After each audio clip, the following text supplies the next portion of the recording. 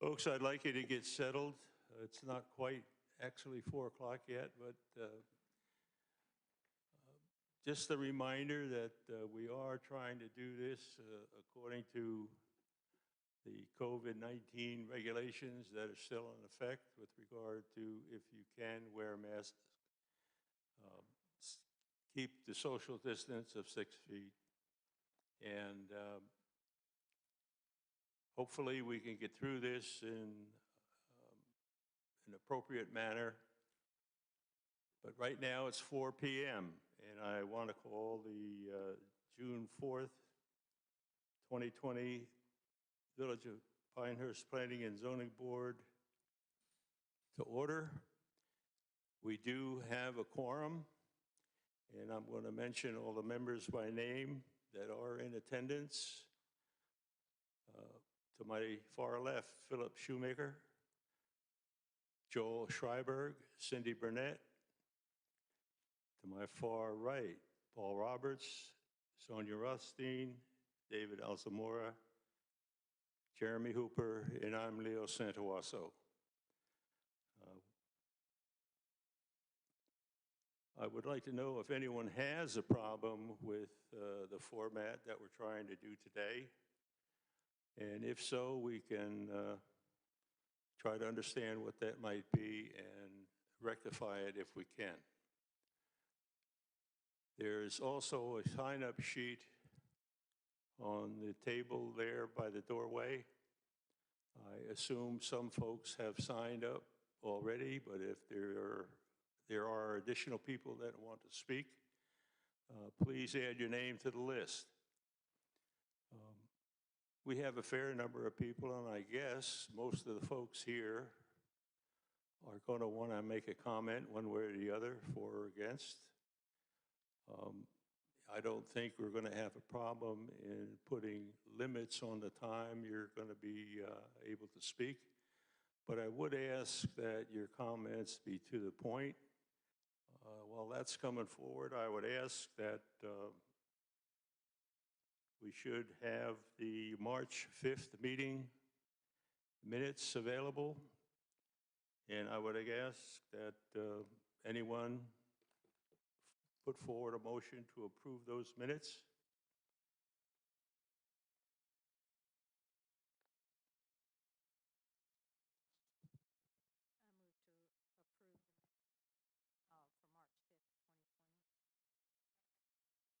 Motion made by Cindy Burnett, seconded by Sonia Rothstein to approve the March 5th, 2020 Planning Board and Zoning Board minutes. All in favor, please say aye. Aye. Aye. Opposed? Unanimous. Before we get into the public hearing, I do want to thank the staff and everyone here in the village associated with putting this format together. This is the first time we are meeting in this room for 2.5 or 3 months or so. And it seems like old home week. So with that, I would need a motion to recess the public meeting and go into public hearing number 1. Do I have a motion? So moved. Motion by Jeremy, seconded by Sonia. All in favor? Aye. Opposed? We are now in the public hearing number 1. And Alex, if you would, please address the application and let's go on from there. All right, gladly. Thank you. So I'm going to do things a little differently with this public hearing than I have in the past. So I'm going to do a little bit of a staff presentation. So public hearing number 1 today is a proposal for an official zoning map amendment for the 4.5 plus or minus acre property addressed as 10 Azalea Road, identified as Moore County parcel ID number 000-29674, and the property is owned by and is known as the site of the Village Chapel. The current zoning of the parcel is PC for Public Conservation District. The proposed zoning of the parcel would be PCCD, Public Conservation Conditional District. And this proposal would allow for the development of a 7,197 square foot Christian education building on the Village Chapel campus with associated site features including parking, drive access, walkways, and a playground. The proposed amendment would not change the base zoning of the property, but would create a conditional district overlay on the property. This public hearing has been duly posted, adjacent owners notified, and the public hearing has been published. So conditional zoning is a little different than base zoning. Certain types of zoning districts would be inappropriate at certain locations in the absence of special conditions, and this is where conditional districts are allowed as a voluntary alternative. Typically, additional requirements or standards are placed on properties with conditional district overlay zoning. However, in some instances, applicants may request some variations from those specific standards in the local development ordinance. A general concept plan is required with the application of a conditional district rezoning within our jurisdiction, and it must be approved and adopted, and then it must also become a site-specific condition of the zoning plan if the proposed rezoning is ultimately adopted. Included with this rezoning application is the application, project narrative with general concept plan, elevations of the proposed buildings, renderings, and floor plans. There's also a neighborhood meeting summary attached. Anytime there's a proposed rezoning that is a more intense use, per our development ordinance, we require the applicants hold a neighborhood meeting, and they also capture the minutes as well as show the invited attendees for that meeting. Obviously, we'll let the applicant speak a little more to that, but in your packet, you'll see due to the nature of the conditions associated with the coronavirus pandemic, there was a low turnout. Also included is a trip generation, hydrant flow test, ISO calculations, and a biological assessment for red cockaded woodpecker impacts from the U.S. Fish and Wildlife. So request background on the project here. The main goal for seeking a conditional district rezoning was to allow for a higher maximum coverage of impervious surface on the lot. The existing impervious on the lot is about 22.5%. The maximum allowed impervious coverage in the PC district is 12%. So as you can see, the project or the subject property is already non-conforming to that requirement. The impervious shown with this current proposal is somewhere around 29.6%. Originally, the applicant had requested a condition to have a 35% maximum impervious coverage, which is about a plus or minus 5.5% or a little over 10,000 square feet of additional impervious surface.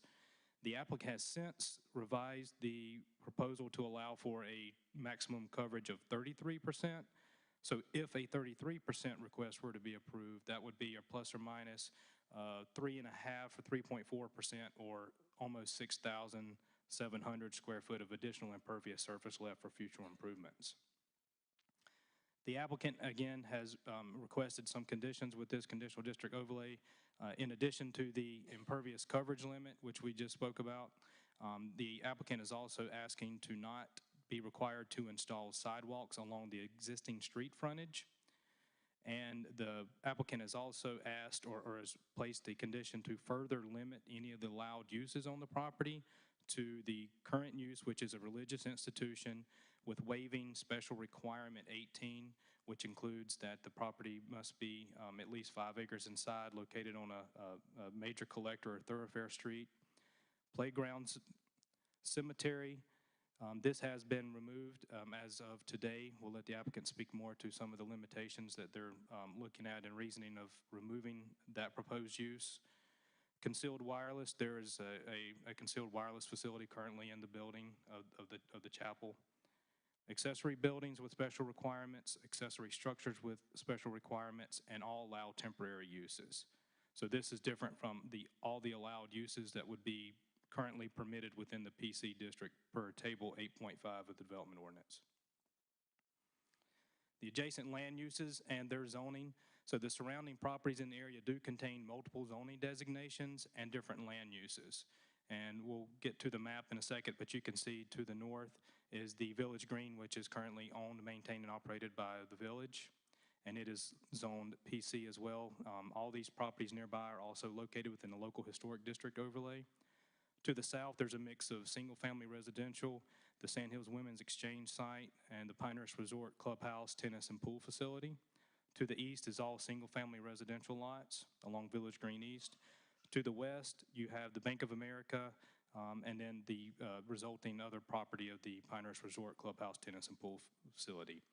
The comprehensive plan land use designation for this area is non-residential village core. Here's the area zoning map where you can see the zoning designation, structure footprints, and the subject parcel. And here's an aerial map of the property where you can see the facilities that surround the subject parcel. And here's the revised general concept plan. As you can see, the area highlighted in the blue shade is the proposed Heritage Hall addition. The darker brown areas are the new walks and access aisles associated with the project. And then you'll also notice to the north of the site, behind the proposed Heritage Hall, you'll see the addition of some parking spaces and a new configuration of the existing one-way entrance and exit to the property, with the exit being on Village Green East side and being located a little bit to the north of the existing exit. Here's a sheet that the applicant has kind of shown an existing and proposed impervious surface breakdown. The diagram to the left is the existing impervious coverage on the lot, so that gives you an idea of that about 22.5% coverage. The diagram on the right shows the proposed improved and additional impervious surface coverage, and they have further broken it down. Again, this would bring the total property to about 29.6% impervious, and to reiterate, they are asking for a condition to allow for some more. Obviously, field construction would need to allow for some sort of wiggle room, but with an additional up to 33%, that would allow for an expansion of up to 6,700 square feet plus or minus.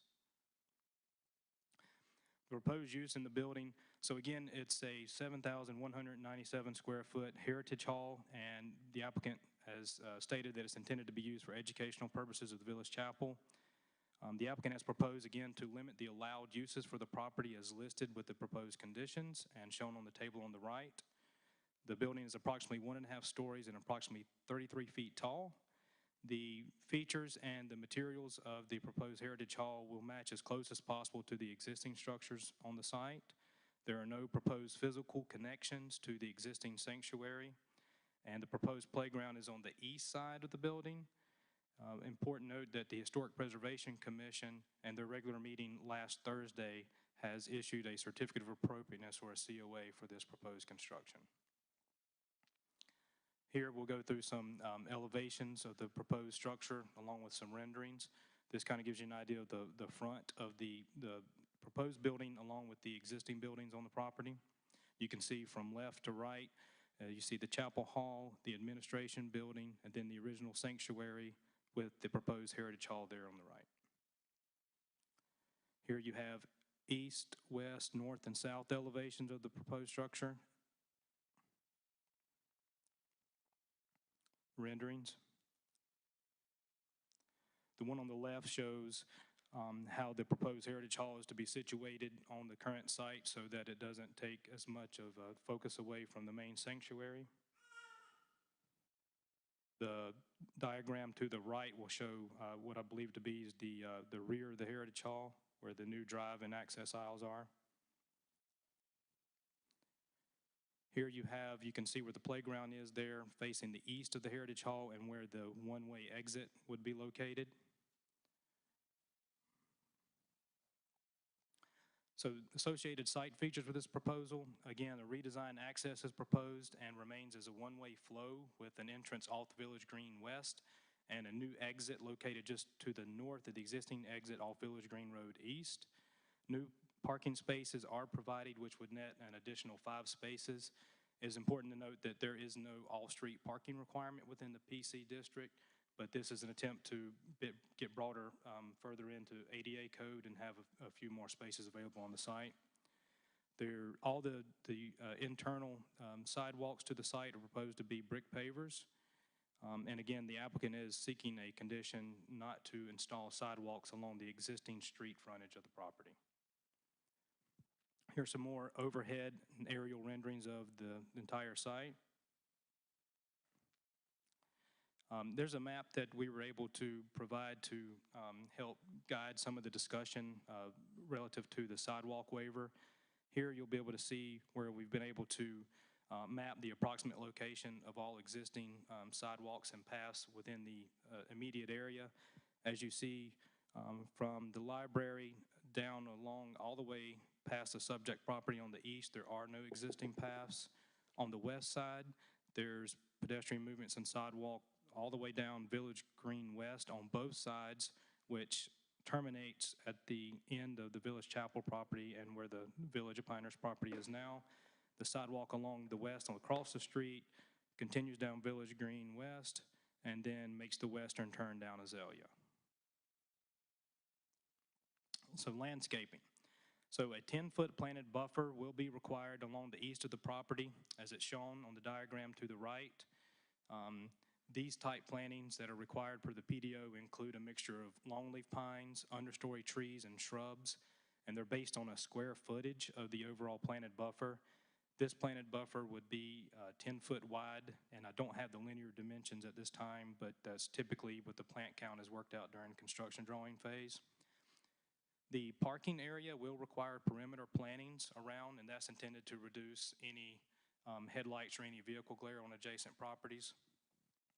Recent survey with this proposal indicates that there are approximately 430 mature trees on the site. With this proposal, the applicants indicated that approximately 47 trees, 40 of which are expected to be pines, would need to be removed. Here is an aerial rendering of the proposal with what has been used to formulate the existing tree canopy based on that survey. Environmental impacts, there really aren't many with this proposal. There are no floodplains or wetlands on the property. Per the letter from the U.S. Fish and Wildlife, there are no impacts for the red cockaded woodpeckers on this site or with this proposal. The property is located within a watershed protection district, which limits proposed built-upon area to 12%, and it cannot exceed without the granting of a special intensity allocation by Village Council. Due to this proposal and the existing impervious surface that existed prior to June 21st, 1993, a special intensity allocation would not be needed as it would not cross that 12% threshold. And dry wells are proposed to manage the post-development stormwater runoff and are also depicted approximate locations on the site plan. Also important to note that if the general concept plan were to be approved and the conditional district rezoning approved during the construction drawing phase, stormwater calculations for the design of the dry wells would need to be submitted and approved that would meet the post-development runoff for a 10-year storm.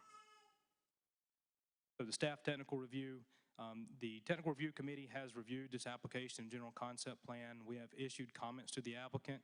A couple of those comments have been addressed, and we do appreciate the responsiveness of the applicant to get some of those to us, which is the reason why you guys have a revised application and material before you today, dated today. The main items of revisions I discussed earlier about the proposed impervious surface from 35 down to 33, and that the removal of the cemetery use. Most of the other comments that the technical review committee had issued to the applicant are comments that will need to be addressed during the construction document phase. So at this time, the technical review committee is comfortable with this general concept plan and this proposal moving forward for review and consideration of this board. So planning and zoning board action. After holding the public hearing on this matter, you should take the following actions. The board must adopt a statement of consistency with the comprehensive plan, and you may recommend approval or denial of the proposed map amendment to Village Council, or you may continue the public hearing. The board may also seek and ask to impose more restrictive conditions which are mutually agreed upon between the board and the applicant. However, no more conditions can be placed which would be less restrictive than originally asked. The 2019 Comprehensive Plan consistency. So the proposed zoning district is consistent with the recommended land use for the subject area as identified on the conservation and growth map on page 62 of the comprehensive plan, which again identifies this area as village core. And due to the fact that the base zoning and proposed use of the property would not be changing with this request, with some uses also being limiting. Page 32 of the comprehensive plan also identifies means that which the village can maintain and enhance quality of life, including preserving the historic character of the village center, expanding arts, culture, and entertainment in Pinehurst, and adapting to change as residents become more diverse in age, interests, and backgrounds, and as their needs are expected to change as the composition of the community also changes. So this request would allow the church to expand services to a growing community and could help enhance the quality of life for residents and visitors. Here you see an excerpt from the growth and conservation and growth map. You see the subject area as highlighted and indicated by the red arrow. The orange, again, indicates a designation of village core. Ultimately, staff recommendation to this board would be we recommend approval of the conditional zoning request as submitted and recommend the Planning and Zoning Board adopt the statement of consistency with the comprehensive plan which was included within the board's packet. Of course, staff will be available through the public hearing to answer any questions that may arise. Thank you, Alex. Would you repeat that, please? Before we go any further, I should ask this page, the board members, whether anyone might have any conflict or a situation that would prevent them from hearing this matter and presenting a decision or discussion-wise one way or the other. Are there any conflicts?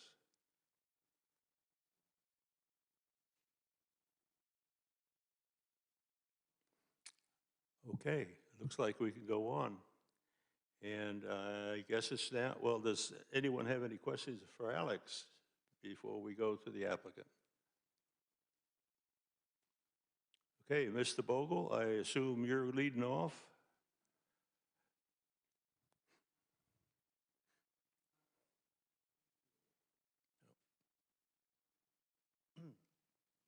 Good afternoon. Good afternoon, Mr. Chairman, board members, and ladies and gentlemen. My name is John Jacobs. I'm the senior pastor of the Village Chapel for the past 8 years. And I welcome and appreciate this opportunity to talk about the Village Chapel. It is Pinehurst's original church, and it's the first interdenominational church in America. And it was founded to be a church for all Christians as the original community church for Pinehurst. And as such, you could say that the growth of Pinehurst has mirrored and reflected the growth of the Village Chapel. And it's interesting that in our growth and in the construction of our 3 buildings, they've taken place in increments of about 30 years. In the beginning, back in 1898, and for our first 26 years, until 1924, we met in what was the Village Hall, which I believe was across the street somewhere from the Holly Inn, until the need was seen by the Village Chapel to have its own building for worship. And by this time, we were beginning to see in Pinehurst many more year-round residents, and not just the seasonal residents, and of course the tourists, all of whom attended church at the Village Chapel. So, Mr. Tufts, who was a member of the Village Chapel, donated a portion of the Village Green for the property that we're on today. And for the next 35 years, our only building was that large church building that you see there today. We were basically a Sunday morning church, and there wasn't that much to do during the week. Then, in 1960, Pinehurst and the Village Chapel had both grown so that now we needed an administrative building with office and meeting space. And then 30 years later, in 1991, we built our 3rd building, a fellowship hall with music facilities to accommodate our growing congregation and its ministerial needs. Still, at that time, our congregation and the average age of this community was probably close to retirement age. But in the last 30 years, the village and the village chapel have seen growth in young families with children moving here. And they don't see Pinehurst as a retirement destination, as many retirees always will. They see Pinehurst as a great place for young families to live and grow up. And now, we have so many youth and children at the village chapel, and with no facilities built and designated for them, that we have to put them in our administration building and our fellowship hall on Sundays for Sunday school, buildings that were not built for them, while the adults have to get in their cars and drive across the village to their Sunday school classes, to a house next to the old fire station that we call our care cottage. But with this new building, the young people can now have, for the first time in our history, facilities built for them, while the adults can stay on the property at the church for their Sunday school classes and for fellowship in facilities that have always been meant for them. So that's really why we need this building.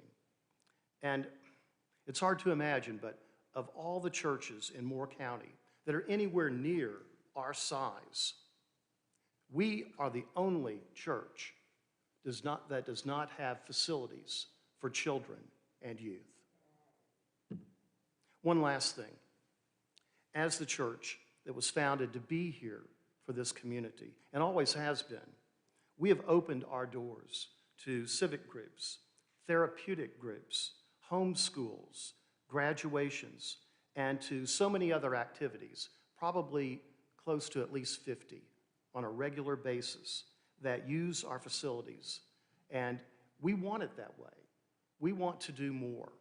With this new building, we'll be able to open our doors to so many other groups that need the space to meet. And that's really, along with preaching the gospel, we want to be good neighbors to this community and good members of this community. So we thank you for your consideration. Thank you. Any board members have questions of Pastor John? You were on the sign-up list also, right? Yes. Thank you. Thanks. Before we go any further with testimony, this is not really a quasi-judicial format, but being that we're dealing with a church, I'm sure testimony is going to be the truth, the whole truth, and nothing but the truth. So help us God. Okay, next.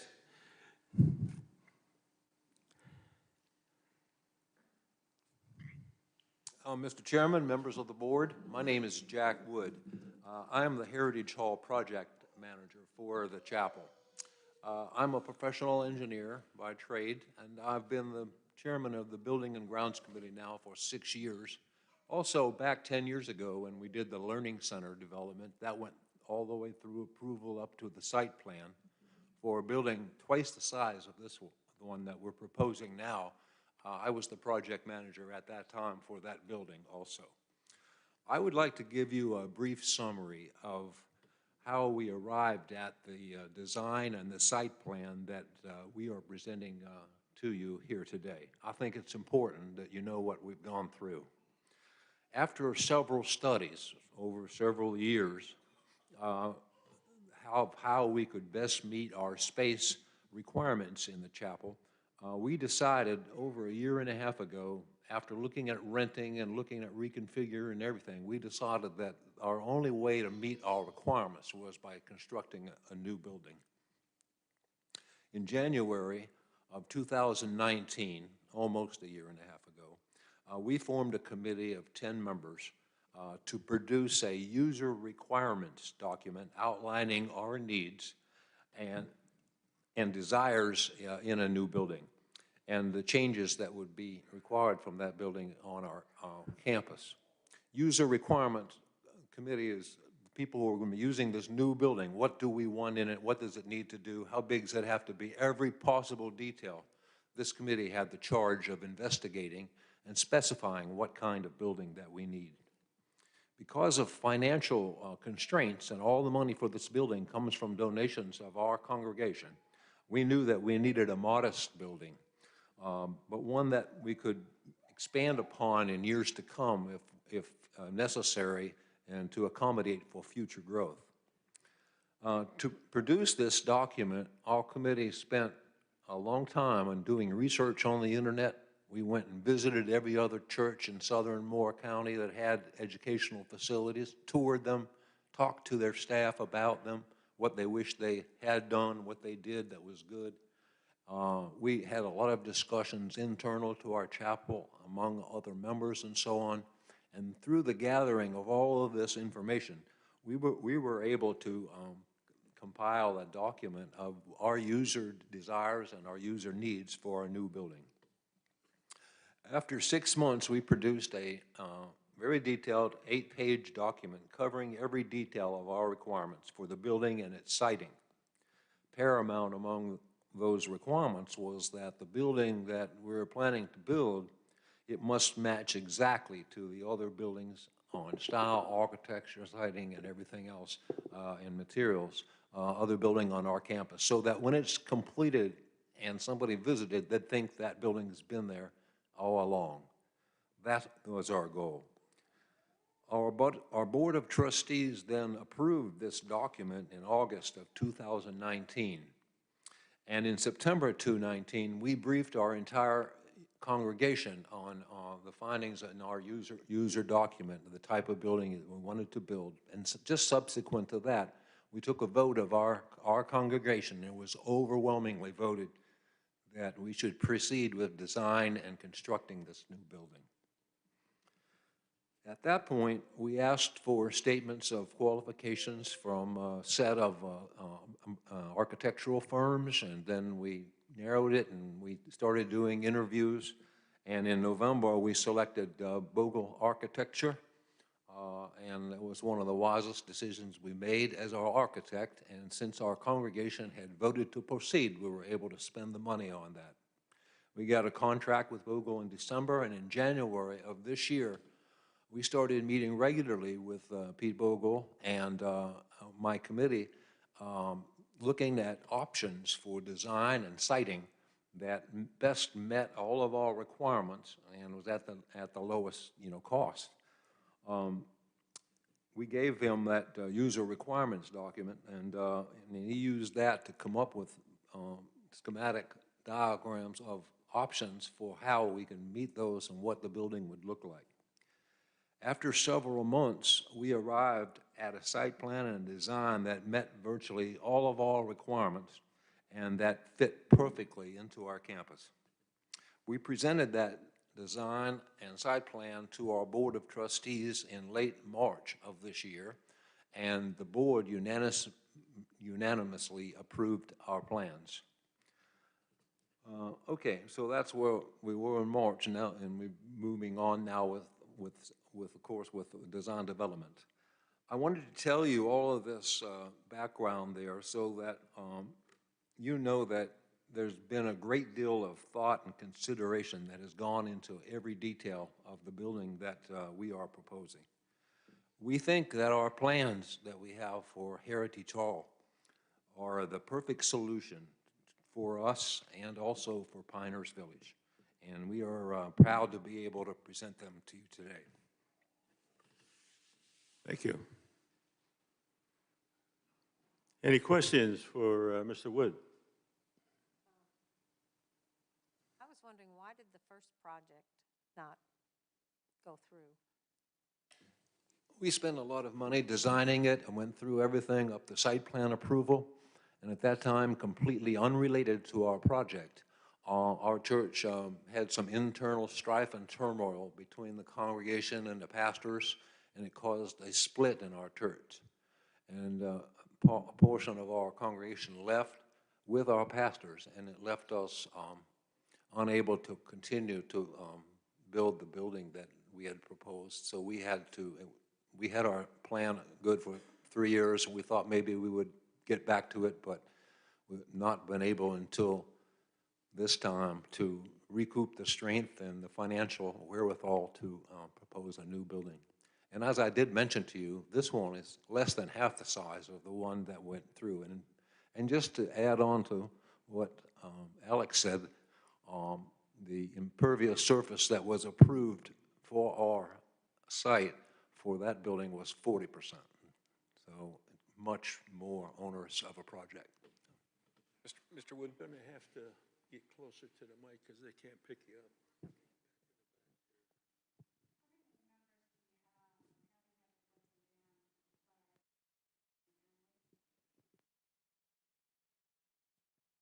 Question was, how many members do we have in the church, and how is it broken down by how many children and families? Is there anyone here who knows that information?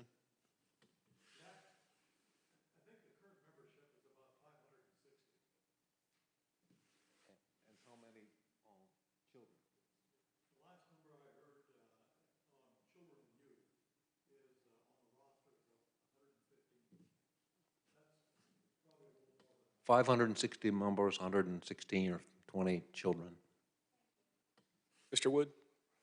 So you guys have moved along quite briskly here in this planning process, or I guess when you've revamped it. Can you give us an idea of your expected construction timeframe, when you would begin and where you expect to end? I can give you our estimate. It's out of our hands to some extent, okay? But we hope to have our approval in July from the council. We hope to have our design developed, by the fall, site plan approved by October. Construction drawing is done by November. Put out to bid in December. Select a contractor in January. Begin work in March with a 6-month construction window. Thank you.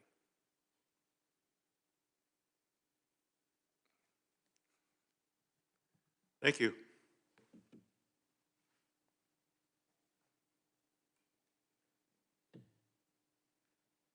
Now it's your turn, Mr. I Vogel. believe it's my turn now. If you listen closely to Jack, what you heard was that they had done, or he had done most of the work for me before I was ever brought back on board on this project.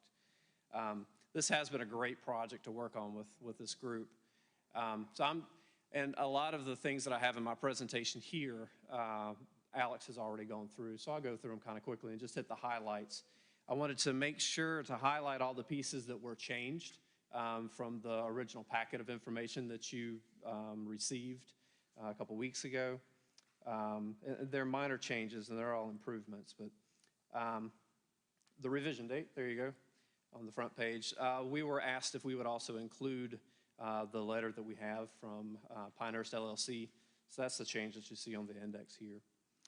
And then just the application, I did not change the application to say 33%. Since that application has already been submitted. What we are requesting is now 33% impervious instead of the 35. That's what you see on that next page there. The decision to reduce to 33% was based on some comments that had been received that 35 seemed a little bit large because our potential expansion area was almost 11,000 square feet, 10,800 and some. Honestly, the 35, we started at 40 because that's what was approved last time. And I showed the church what 40% would look like on the site and how much we would have left over. And it was enormous. And we decided, you know what, let's at least drop back to 35. So 35 was really just a round number, pulling it out of the air to reduce from what was produced or approved before, but include something that made some sense. We're very comfortable going down to 33 as well. That allows us just under 6,700 square feet of either future sidewalks, things like that, or we always want to leave a little bit of wiggle room. So for instance, one that has come up before, the fire marshal may decide that existing drive coming in from Village Green West needs to be widened. Well, if you widen that out to some of their standards, that's going to take 1,000 square feet of that overage already. So we just want to be wise at this point in what we're asking for. Of course, as you know, when we submit for a conditional district, that becomes the new zoning district for that property. And without having to come all the way through all of the iterations that we have to do to amend that, it's wise to have a little bit extra. So that's the justification behind the 33%. And then just a couple of things here. The reason that we chose conditional district approach. This was actually my recommendation when we first started talking with Alex and looking at this project. It really is, and a little bit about my background. I've done architectural services for over 20 years now. I've worked with a lot of different planning boards across the state, and I currently am the chair of the Rowan County Planning Board, so I get zoning. I nerd out a little bit in zoning laws. In fact, I just saw the ones that they've sent out recently, that how things are going to change on these, and I'm interested. But anyway, the reason we looked at conditional district as our approach is that it really is the least obtrusive in that it retains the base zoning. To look at this as a rezoning, actually, if you look there at the fee schedule, would have cost us a whole lot less, but would have brought in a whole lot of other potential issues if we tried to rezone the site to something other than PC. So really starting with that PC, what we're doing is it allows us to add limitations to the site, and thus the site becomes considerably more restrictive with that CD. The allowable uses, as Alex has already gone through these, that we decided to retain off of the use matrix chart as religious institutions, playgrounds, parking lot, concealed wireless, because there is one there, accessory buildings, accessory structures, and then retaining all the temporary uses as they are permitted by the ordinance. To show you what all we have deleted, I included that on this slide without going through all of these, but these are all the ones that we have deleted out of here. And you will notice accessory uses deleted from the use matrix is playground equipment. We do have a play area designed on that east side of the building, but we're not proposing building any permanent playground structures within that area. That area is specifically for the youngest kids, for the toddlers, to go outside, play on maybe some little Tykes plastic equipment, something like that could be taken in and out, but it's not a permanent playground structure. So end result of conditional district rezoning approach is to produce a customized zoning district that adjusts the current base zone to become more fitting to the owner's intent and to the public's expectations for the use of that site. That's really what we're trying to do with this conditional district rezoning, is to meet the owner's intent and their use by increasing that impervious, but also by putting all these other limitations on it that more describe what the public's expectations of the use of that site would be. And then on the next couple of pages, you see the only changes is to change that 35% to 33%. There was also one typo on the Heritage Hall. Will be a 1.5 story with a footprint of, it had said 7317, that was the wrong number, 7197. That's the footprint? 7197 is the correct footprint, yes, sir. And I'll show you the footprint plus that That's second the floor. out dimension of Yes, sir. the new building. It is. So that's the only change there. And again, that same number on the next page. So now we have the general concept site plan. And let's see if I can get this to zoom in over here.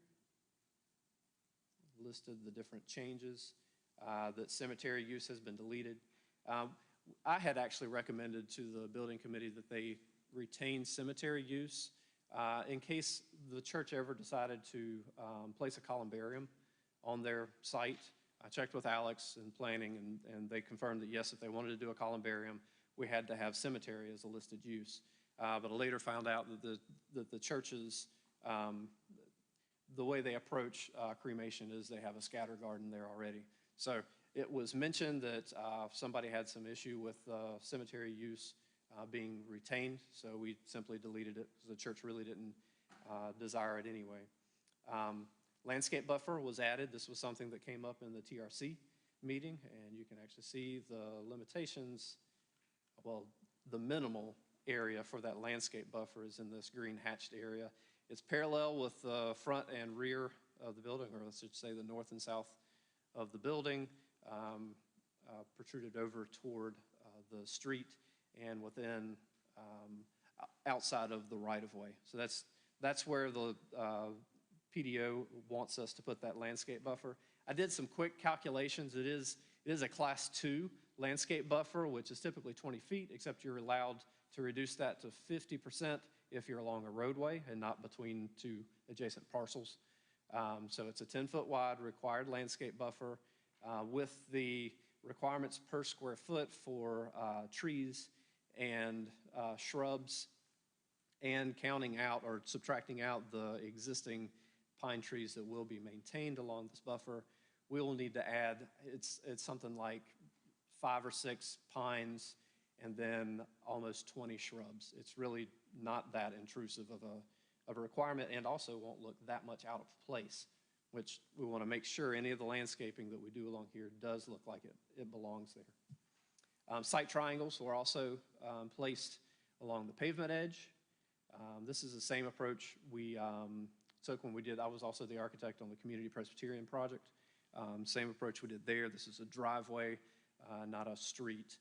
So talking with Mike Apke in the engineering department or public utilities department, this is where they said, yes, put those site triangles. Also, we'll notice that we've saved the trees, except this one very nice magnolia that's here. The trunk is outside of that site triangle, so what we're going to do is trim that up. Site triangle has some requirements that say you can't plant shrubs that are larger or that are taller than 18 inches, and trees have to be trimmed up to, I think the dimension is 7 feet. So what we'll do is we'll trim that tree up so we can maintain that very nice tree, but still meet the requirements of the site triangle. Let's see, public sewer lines were asked to be shown on here. We've shown those, and the prescriptive assumed right-of-ways. Here's one on this side of the campus. Try not to make you motion sick, but here's the other public line that goes across in the assumed right-of-way.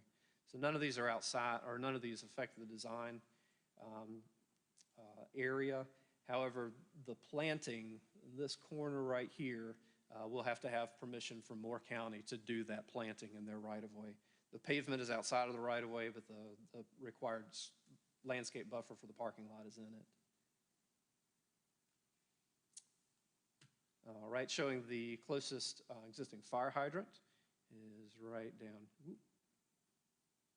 down here near the end of Village Green East. And we've also shown the 300-foot radius that almost covers the entire building, but since it doesn't, we have to bring another fire hydrant into the site.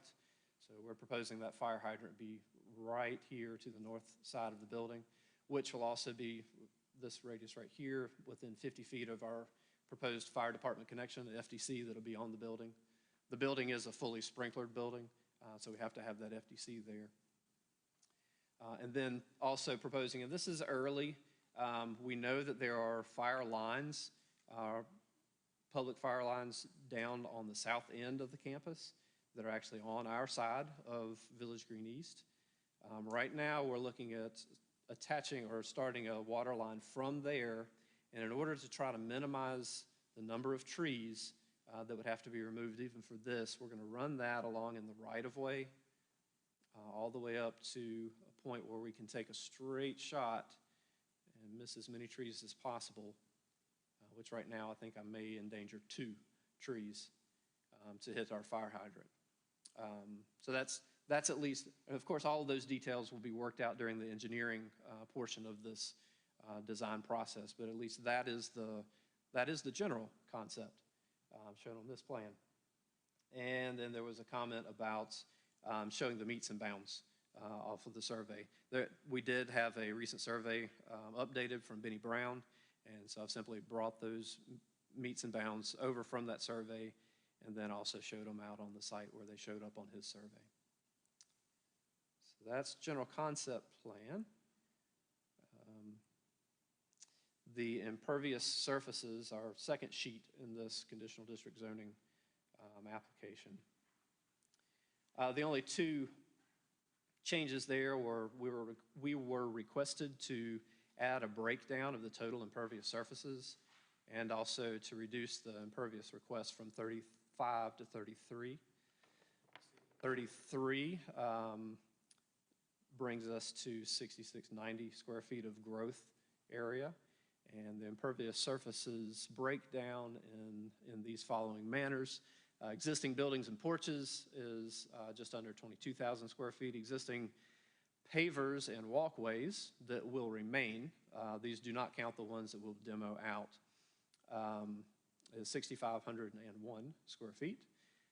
Existing asphalt paving to remain is a little over 7,000. Proposed building footprint is 7,197. Proposed asphalt paving is 11,325.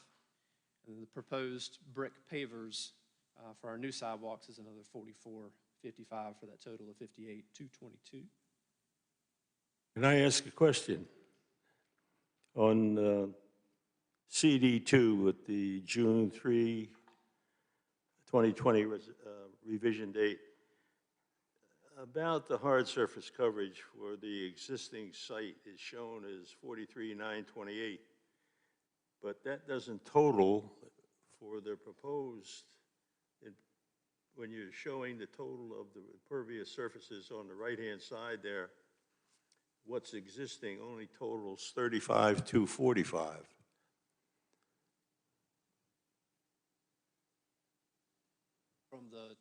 Are you saying from the 21,000 down to the 44,500? Yeah. Ran that math a couple of times.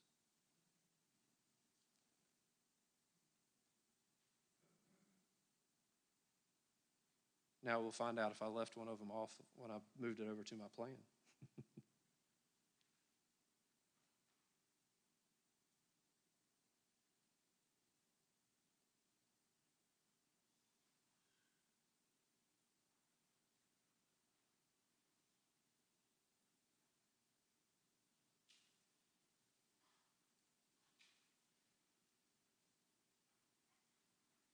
So the total impervious surfaces, if these are the ones you're talking about, the ones here on the screen that I'm circling around, those do add up to 58,222. Oh, you're talking about the 43,928 Yes. existing over here. 8,600 and some got lost somewhere. Let me go back and play with those numbers to make sure Well, those align. I'll expect that you have it corrected by the time you submit the site plan drawings. Yes. Okay. Also, this application, I do know why. I do know why. I'm sorry. Some of the, if you look at the existing ones that are remaining in my calculation over here, some of that has been demoed out. So some of what's existing we've taken out when we're putting new in. So that's why it doesn't add up to the 43,928. Yeah, I still think that needs to be clarified. I could do the same impervious surface breakout over here in the existing. And what is that area that's been taken out? Sure. If you'll look right here. Paving? Yeah, a lot of that paving. This long drive that comes all the way across here, all of that goes away. And then some of the little bits of paving back here get reordered. But these go away so that we can build what's over here. So that's why the existing in this calculation on the new side doesn't add up to the 43,928. This application received approval from HPC last week. Were there any conditions associated with it? Sir. Thank you. Okay, looking quickly at the floor plans, I've oriented north to the left just so it fits on the screen a little bit better. This is the first floor plan, 7,197 square feet, fully sprinkled. The major uses in this building, the main entry off of the north side of the site will include a little vestibule as you first come in, and then straight into the assembly space. From there, there's a central corridor that has a series of classrooms, including the purple, which is a nursery. We also have two stairways up to what will be an unfinished storage area for now. One of the things, or two of the things that the church wanted to accomplish in their use matrix is they needed some places for storage. As I warn each of the churches that I work with, the amount of stuff you have is directly proportional to the amount of space that you have to store it in, because it never goes away.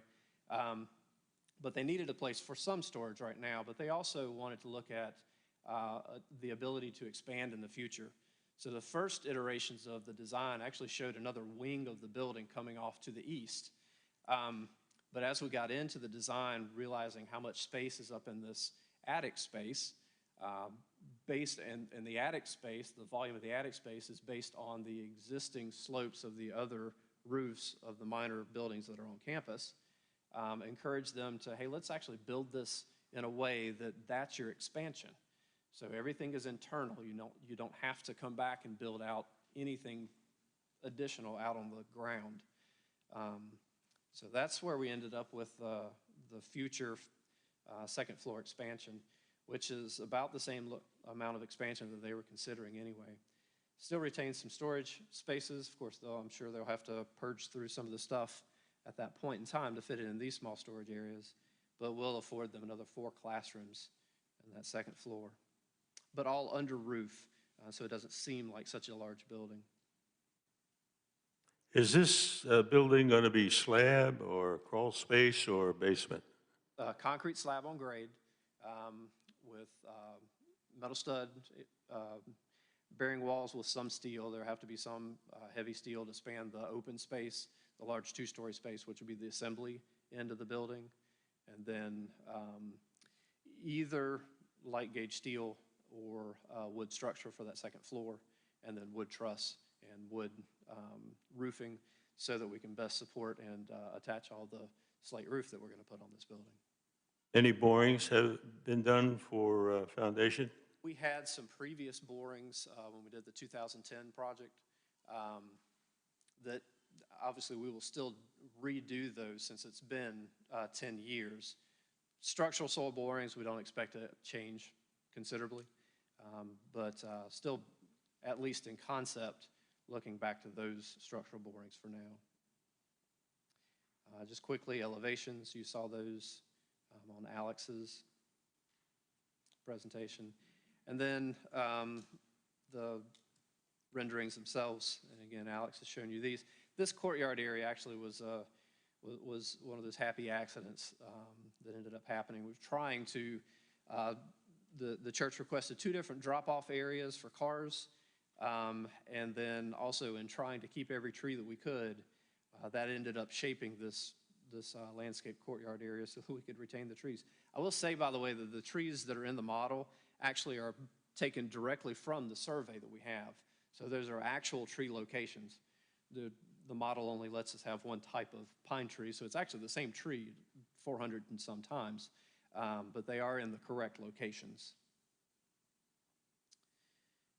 And then from the east, you can start to see some of we've added the shrubbery that would be required in the landscape buffer.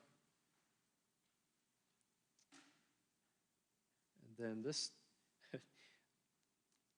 really shows what our design intent was, which was to keep the sanctuary itself as the primary focus. As you're out on the site now, the 2 minor buildings that are on the west side of the building, they definitely recede. They're masked by the pine trees, the landscaping that's there. They're of a lower scale, and they do what they're intended to do, which was keep the sanctuary itself as the focal point. And we're doing the same thing on the east side. In fact, I did these renderings just so you can actually see the massing of the building itself better. I had to take all the trees off to do that. This particular rendering is updated a little bit from the one that you originally had, just to show the landscaping around the parking lot buffer and along the required landscape buffer along Village Green East. Also say that the closest point of this proposed new building to Village Green East is just over 100 feet. So by the time you get back here, you're at that times 1.5 roughly. Again, just looking at the massing, comparison of the massing and the style of the building, how really our design intent was to use the existing architectural language that was already established on campus and put that into the form that fit the user manual that Jack put together for us. We imported some hills for you in the background.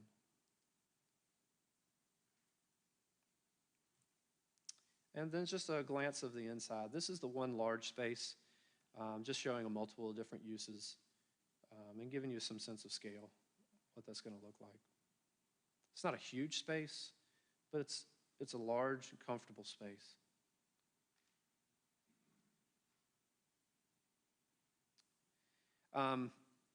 One of the topics for discussion during HPC was how much of the building, how much of the parking will you be able to see from off-site. So we did an exercise here to show, and you see I've got ABCD along the top and then 1 through 7 along Village Green East. Getting ready to show you a series of renderings that would be the ABCD are actually set on the property line between the Village Chapel and the Village Green. And then the others would be in the street itself. So here's just walking along that property line. You see the landscape buffer that is the required parking buffer doing its job there in front of the parking. This is what you would see from the Village Green if you were on that property line. Moving over to, this is the proposed building here, and you can see a little glimpse of the play yard. And then again, the same thing, looking along Village Green East, looking south along it right here, and then turning and looking into the campus from that same point.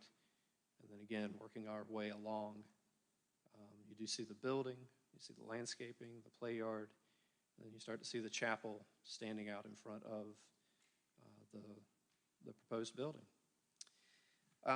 You've also seen in your packets that we have the letter we have permission from the Woodpeckers, all the required documentation from the neighborhood meetings. And they did, the church did continue to accept emails and phone calls even after the meeting itself. So that's where some of the conversation ended up happening. And the affidavit from Mr. Newman. And here is the letter from Pinehurst LLC that I've included in your packet that basically says that they support moving that deed restricted area, assuming we build what we've proposed.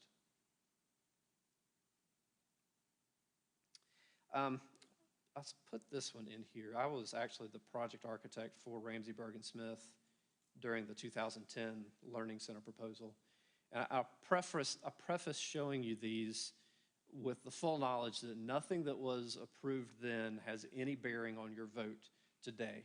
It doesn't set a precedent, shouldn't really affect. But what I want to show you with this is how the church has truly dug into what their requirements really are and what they actually need.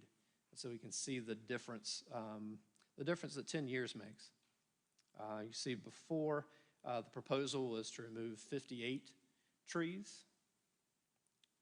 Was also, as Jack mentioned, to allow 40% impervious. See, the Village Center, Village Learning Center was a larger building and included parking to the east along Village Green East. We did best we could to landscape and screen that. Also included a straight drive all the way through. That's one of the things that we intentionally did with our site plan, is to curve that exit drive so that there's no point where you could stand along the road and see all the way through to the other side. We want you to look from every point in that along Village Green East to see trees. And then the massing of the previous elevations. Again, we tried to keep it into a 1.5 story to keep it within scale, but it was just a much larger building. Total square footage, both floors then, was over 17,000 square feet. Our total square footage, when they build out the second floor, will be just over 10,000 square feet. And they had a lot more people involved in this one. This first floor had classrooms for up to 153 people, a theater that would seat almost 80 people, And then second floor, another classrooms of 135 people, and then 8 private offices. So, and that was the massing then. It was a handsome building. If you know, whoever that project architect was, he did a good job with it. So that's the end of my presentation. I've got a video if you wanted to see of how it moves around on the site, but I have a feeling you have a pretty decent grasp of what's being proposed. We do. Good presentation. I know what it takes to get those visuals to show the building on the actual site. A lot of time and effort, and I appreciate that. Board members, questions of Mr. Bogle?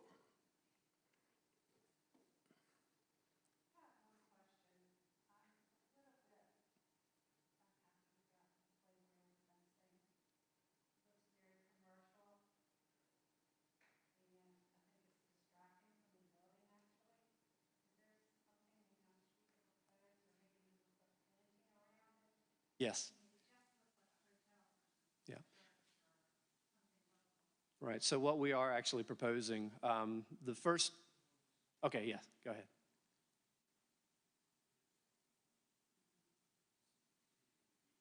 Did you understand what I said about the fencing? I did. You asked about the fencing. Correct.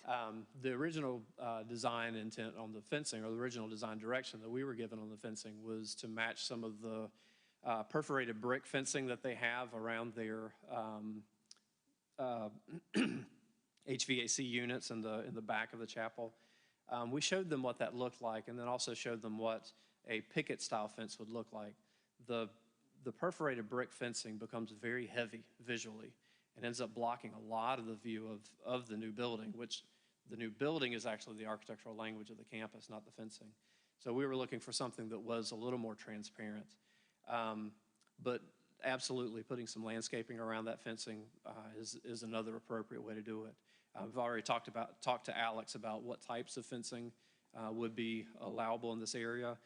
Also, directly across the street, there are a couple of examples of white picket wood fencing, some actual wrought iron fencing, and then, of course, the brick fencing that's there on campus. So what you're showing us here is not actually what we're going to see there. I mean, all of these are representation when you Okay, get down I'm just, to it. yeah, I just want to make sure it fits into the rest of the area there. Forgive me if I overlooked, oh, I'm sorry. If I could just expand on that, but when we looked at other churches with these kinds of facilities, for the little toddlers, the nursery and the little 2 to 4 year olds, they had outside entrances, and all the teachers said was very helpful because kids need to burn off a little bit of energy. That's who it's for, these little tiny kids. And we thought of it as more a play area with the fence around it, as opposed to what you'd consider a playground. And it will be used during the summer Bible study, Bible school, and also, on Sundays. And the nursery's there even in the evening sometime, but it's not like there's going to be kids out there all the time jumping up and down. And okay, Yeah, I understand that, but I just don't like that commercial thing that you've got on the plans, which I think distract from the plans. You guys give us a little bit of idea of the size of that playground pad. If I overlooked it, I'm sorry. Maybe the 1,400 square feet. The drawing that I have here doesn't have actual dimensions on it.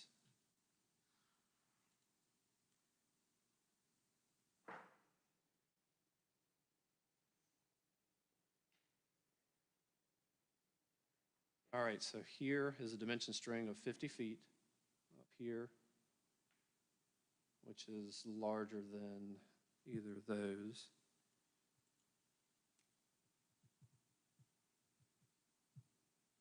So roughly 35 by 40 would be 1,400 square feet. And obviously designed to miss the pine trees. We've got one pine that would end up inside of it. The reason it jogs over here to where it does is because we have an exit door out of the classroom that's in this area and an exit door out of the nursery that comes out in this direction. How about if you went further back, you're saying the doors and that, yeah, and missed those pine trees and just went to the next pine tree and came in from the side there. Out from the side over here? Is that what you're saying? Yeah, come back to where the door is, and then go towards the Village Green up, right, and stop right there and put the fence that way nearer, instead of coming out to the street, which actually would be better for the children anyways, by the street. In playground design, you want to have it as close to square as possible, just so they have a more contiguous area to run and play. If you have it long and narrow, you're going to end up with a lot of kids bouncing along fences and into the walls. That's also, I can show you on the floor plan of the building itself, how it aligns. These are those two exit doors in this classroom. So to bring it along here, we're going to end up coming out of the assembly hall or assembly area instead. So, and it's supposed to be just for the younger kids, which is why we've protected those two areas. And that fence stops right here between this window and this door. What would you have your pad constructed of in that area? Grass. Just open Yeah. grass? Yeah, we're talking, I say that, and maybe I said that too quickly. Well- We've talked about a few things. One, that it is just a play yard, that it is grass or pine straw. They discussed using, it's the same playground surface we ended up using at Brownson Memorial and Southern Pines. It's a epoxy together rubber chips. So I don't know that we've made that final decision yet, but that's the direction we're heading, is that it's some type of pervious surface. Is there any future interest of using the space for any sort of preschool in nature? Or I don't even know if the zoning would allow that at this point. Yeah, exactly. We've specifically not tried to approach the we've specifically approached the zoning in a way that does not include preschool. The church has no interest in doing a daily preschool. Thank you. When I was walking the property, I noticed there's a gas line that's real close to the back corner of the building, but I didn't notice anything on the plans. Will that be able to stay where it is and without?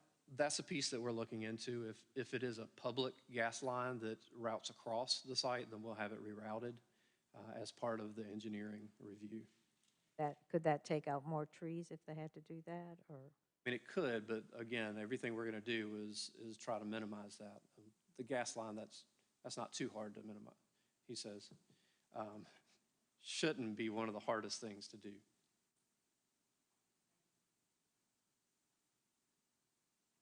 Can I ask a question about your proposed driveway and pavement?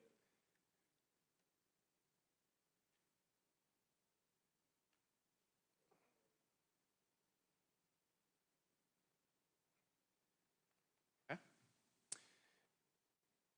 Can you give us a little bit of insight about what it would be constructed of, and is it any different than what you have going through that area today? Okay. Currently, it's asphalt. We would be proposing asphalt.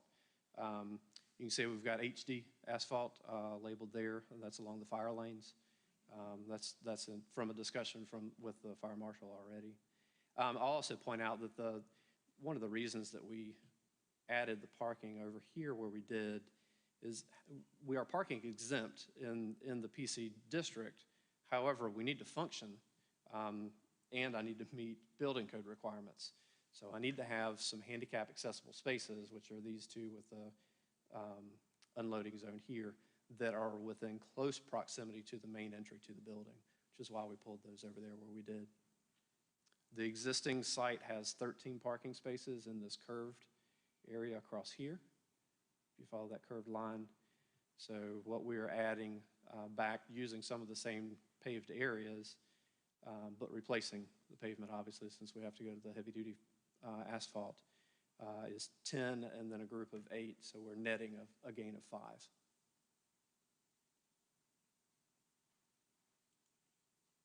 Part of the reason that you don't want sidewalks because you use a lot of that straw area for parking? No, that's not actually. The discussion around deleting the sidewalks is just the fact that it's not very fitting in that historic neighborhood or in that area. If the planning and if the village council decides that, we need the sidewalks, that's not a make or break on this project. We'll absolutely do the sidewalks. We just, from from the standpoint of keeping the village green as intact as a whole as it can be visually, we thought the requirement of a 5-foot paved sidewalk through there seemed a little out of character. So one of the things we also looked at or had to approach with Community Presbyterian Church, and they ended up doing a sand path instead. So that may be an alternative if we can't just get rid of the requirement for that sidewalk. But you don't have enough parking, identified parking for the number of people going to church, so everyone just parks wherever? In 2010, well, it's actually before that, when I paid my first visit to the site, that was the first thing that I noticed, is there's no parking. So my wife and I decided to get in the car on a Sunday morning and come visit, just to see where people parked. And it's a different world parking here. It just is. Yeah, there were cars everywhere. So that is known. That's how the site is going to continue to be used unless any required parking happens. However, the biggest improvement since that earlier project is the large sand lot that you have just to the north of this project. That wasn't there during that time. As I understand, that's where a lot of your congregants park now. But do I anticipate seeing people parked all along the edges of the drives that go in and out? Absolutely. But this building doesn't take away any parking that's going to cause problems up and down the street. So kind of on that subject also, I mean, I think hopefully you may be aware that walkability, specifically of this area is an initiative for the village. Can you give us a little insight there? Because I think you're in a little bit of a difficult spot here in the Village Green, coming down Village Green West to Village Green East. If you were to walk down west, how would you get over to east, and where would we pass through, the Village Chapel's property to get to the other side and kind of come back to the village? Most of the folks that I've seen walking dogs and things like that when I've been out on site, they simply come along the roadway, the existing driveways to get from one side to the other, and that would continue to happen along the new roadway and out of the existing roadway.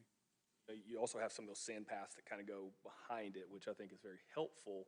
But would there be any pushback in incorporating some of those sand paths into maybe your landscaping plan if the subject of sidewalks come up with the council? I don't believe there would be much pushback. Again, our biggest issue with it was not, having to do it. It was that it was out of character. Sure, it's difficult. Certainly today, as everybody parks along the roadway as well, and if you were to have any sort of sidewalk or even a sand path in an area, you possibly could have to take out more trees as well as disrupt some of the parking flow. And so it's a tough subject, and maybe it's a question for staff, but maybe some direction from staff and village council on that subject, how to make it more walkable for the villages is. Trying to remember exactly where any sand paths are. I don't know There that is a are sand any. path from the one side to the other because I walk it. Is it on the Village Chapel property, or is it actually on the Village Green property? It's I believe it's on right Village in Green. between, right, but there is a pathway. I believe it's right up here, right off of that property line.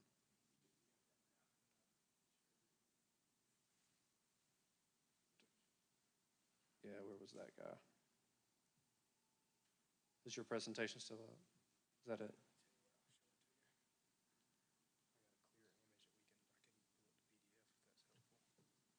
Sure.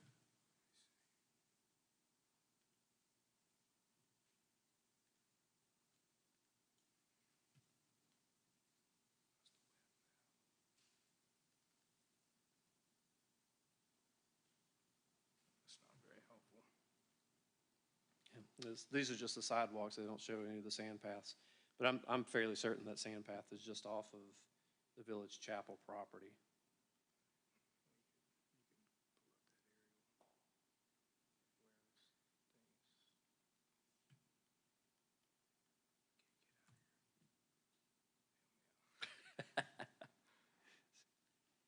Here, let me.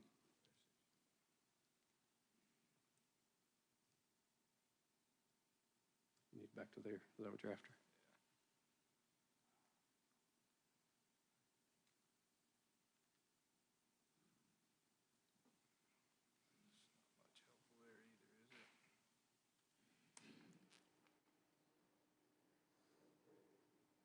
Very good. Yeah. Right there. And we do have a brick paver sidewalk that connects over to that sand path and the sand lot. It goes on out here. Okay.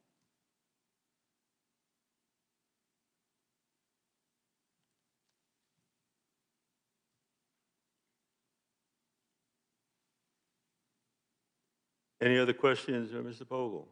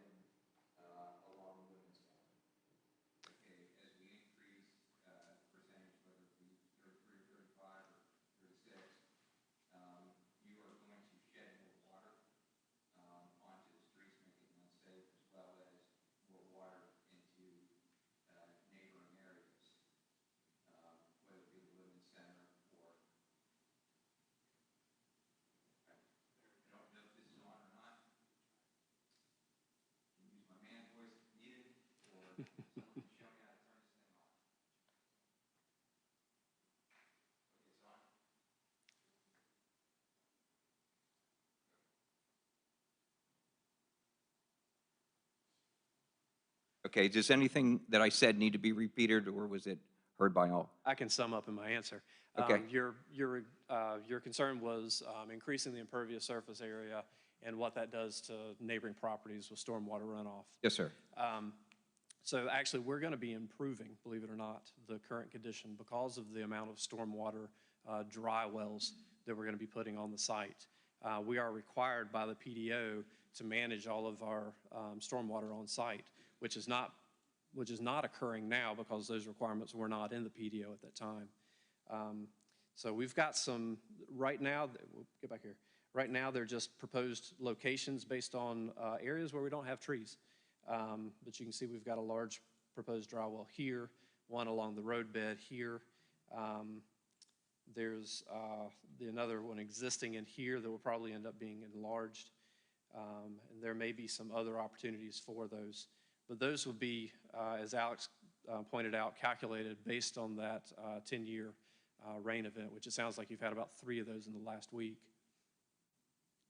There is a significant existing drainage problem on the parking lot now.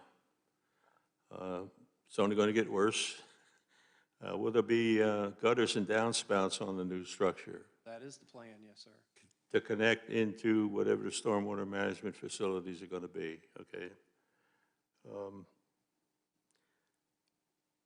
There are some traffic control measures existing on site now. I imagine they will be replicated with regard to the relocation of the driveway, stop signs, one-way signs, no entrance, entrance only, whatever. Yeah, those again will be, we'll have to follow the PDO standards, but that's exactly what they'll be. There'll also be arrows painted on the asphalt.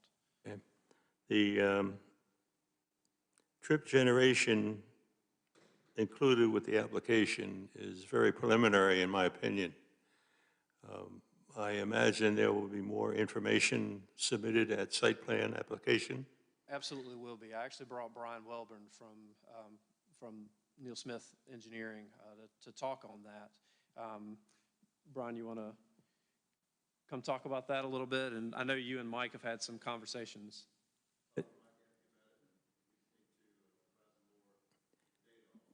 We need to get you on the microphone, Brian.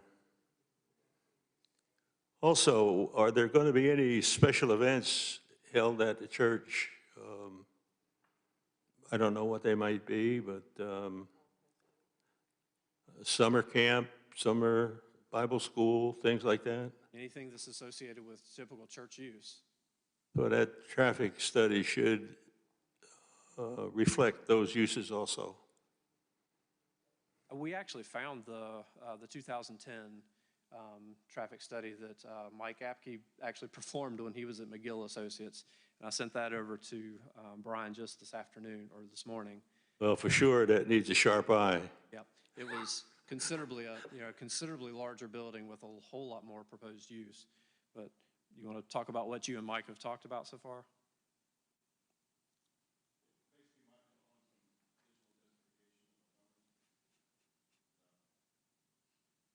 There you go.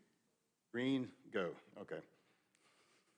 Mike had asked for some additional justification on where we got our numbers.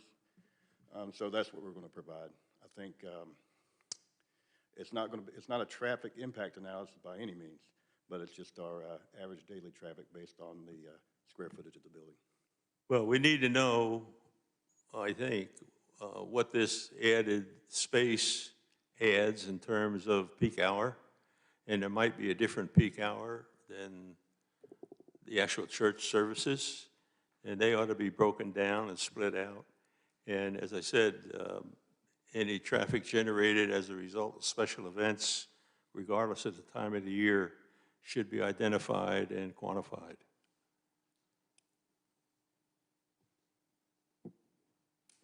That can definitely be added. Thanks. Welcome. The neighborhood meeting, how many people attended that? Jack, can you speak, or Ralph, Sir? or someone? The neighborhood, okay, none.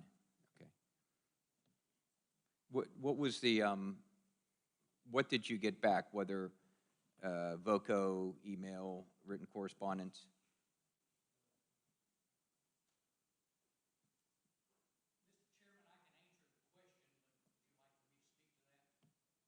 If you feel you need to, certainly, come on up.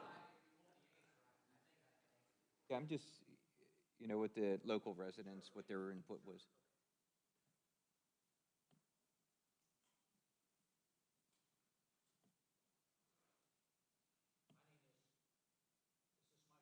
Is it green down at the bottom? Push. Does push work? Push works, okay. My name is Ralph Newman. I'm the author of the letter that's in your package. And one of my roles in this project was to be a liaison with the community to conduct this meeting. Met with the planning department, determined all the regulations that we were required to do and so forth. We feel that we met all of those. We advised all of the adjacent property owners more than 10 working days in advance of the meeting. This was during the early period of the COVID pandemic, and so we were aware, even though we were technically complying with the requirements, that it would certainly more than likely impact the people that might feel comfortable coming to the meeting. So we advised them in the letter that we sent them that not only would we have the meeting as required by the code, we would be more than happy to arrange individual meetings with them. We would remain open for response to any questions they had for at least a month, which in fact we did. We gave them numerous ways to contact us by email, telephone, virtually any way they wanted to get in touch with us. We did receive, as I recall, I received a couple of emails. I don't recall whether they directly went to me initially, but the church forwarded them to me.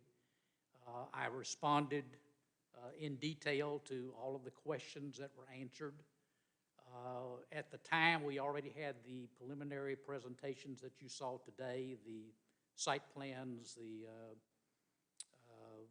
video presentation that you saw. We sent all of those to the people that inquired. offered to answer any subsequent questions, anything that they might need in terms of clarification, thanked them for their inquiry, so on and so forth.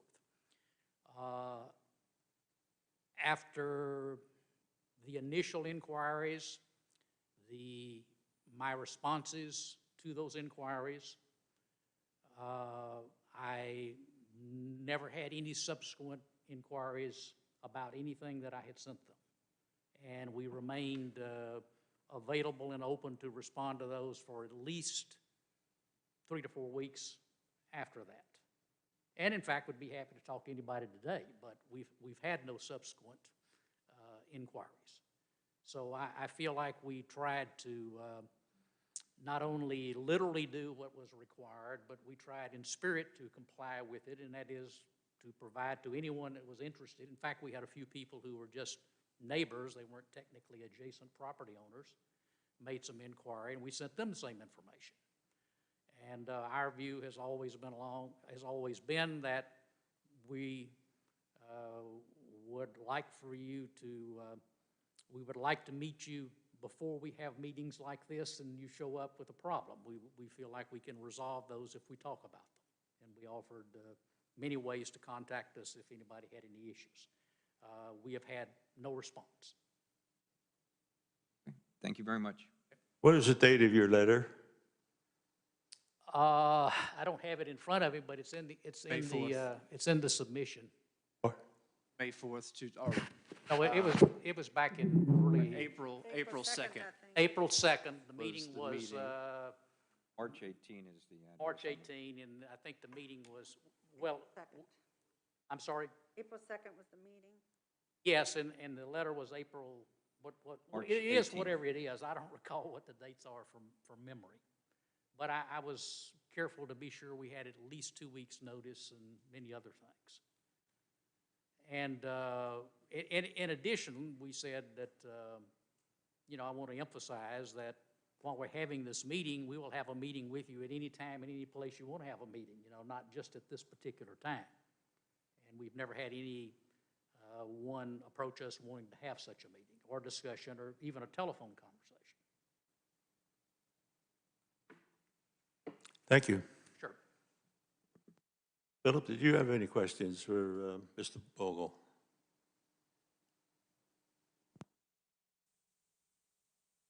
Thank you. No other board questions? We now have, I do have one question, sorry. I wanted to ask Jack, do you think this will increase any traffic down in the village center for the businesses down there? Will there be any activities in this new facility that might increase that, other than on Sundays?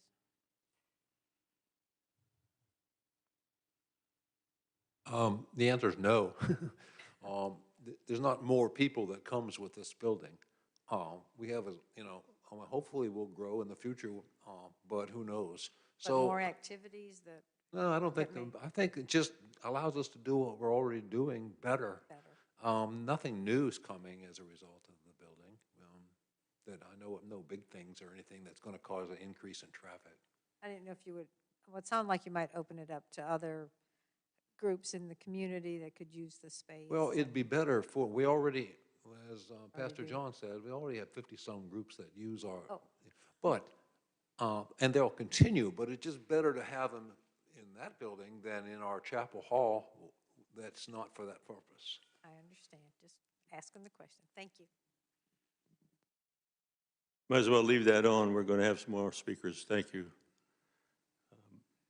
Would it be possible, and would you be willing to provide our council with a little more detailed landscaping plan with some of the placement and the species of trees and bushes that? Those always come during the next iterations of the planning review, but not during the general concept plan. General concept plan, we just have to show where the pieces are. But in generalities, we want to match a lot of the existing species that are already there on campus. Same as what we're doing with the architectural styles. Use a lot of those natural, some of the hollies, things like that naturally grow there, and then match up with a lot of the flora that's existing there on campus. I think given the area and the impact of what we're discussing today, I think is more specifics that we can give our council instead of generalities would be important in this point. Because I like what you said earlier when you said, hey, you wanted the landscaping buffer to fit in. I don't think an 8-foot tall hedgerow, very nicely trimmed, although would look great in this area. And giving them information of what you specifically plan would be important. We can. My only hesitation is this design process is a long process. Yeah, please help me. Of course, coming to those final landscape selections or plant selections is way down the road and will be affected by a whole lot of other things along the way. Where we have to put this water line, where we have to. Sure. We, just to point out, we have a team member right now, Ramsey Architecture, which is working for Pete. And a requirement, of course, for our site plan is that we do a full landscape plan and submit it for approval by the village to see that it meets all of their requirements, okay? And is approved by them. And it's at that point, after this landscaper works with the requirements and picks the plants and does the overlays, at that point, it will get all that detail that you're talking about, but we're not prepared to do that. We know where generally we need to put the buffers, but not do that kind of detailed planning. That has to be done by a professional landscaper. Sure, that's which what I'm we asking don't you even to do. have, we don't have him on board yet or anything. We haven't gone that far. I do think it would be, to try to meet what you're after, I think it would be okay for us to submit a list of potential types of plants. We may not use this many camellias or hollies or whatever, but we could list, these are the types of plants that are existing on campus now and that would be reused in some of these areas, and then give a general description of the natural nature that we're, of landscaping that we're after, instead of a very formal, the boxwoods like you mentioned. No, thanks. I wanted to make sure it was a discussion because before maybe I went down that road of requesting a full landscaping plan in detail for the council, my true intention would be to become a little more specific for them to review. And I think that's very, very important in this case to do. So, we'll discuss that. Well, we will have further discussion about that in a while. People have been sitting here waiting to testify. It's been about an hour. We have, I guess, 3 people, the first of which is John Hoffman. Is there anyone else that is present that has not signed up to speak for or against the application? The next person I have would be John Routerdink and then Polk Dillon. Are they present? Yes, sir.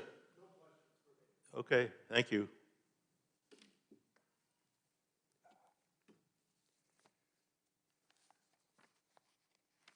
Mr. Hoffman, good afternoon. Afternoon, sir.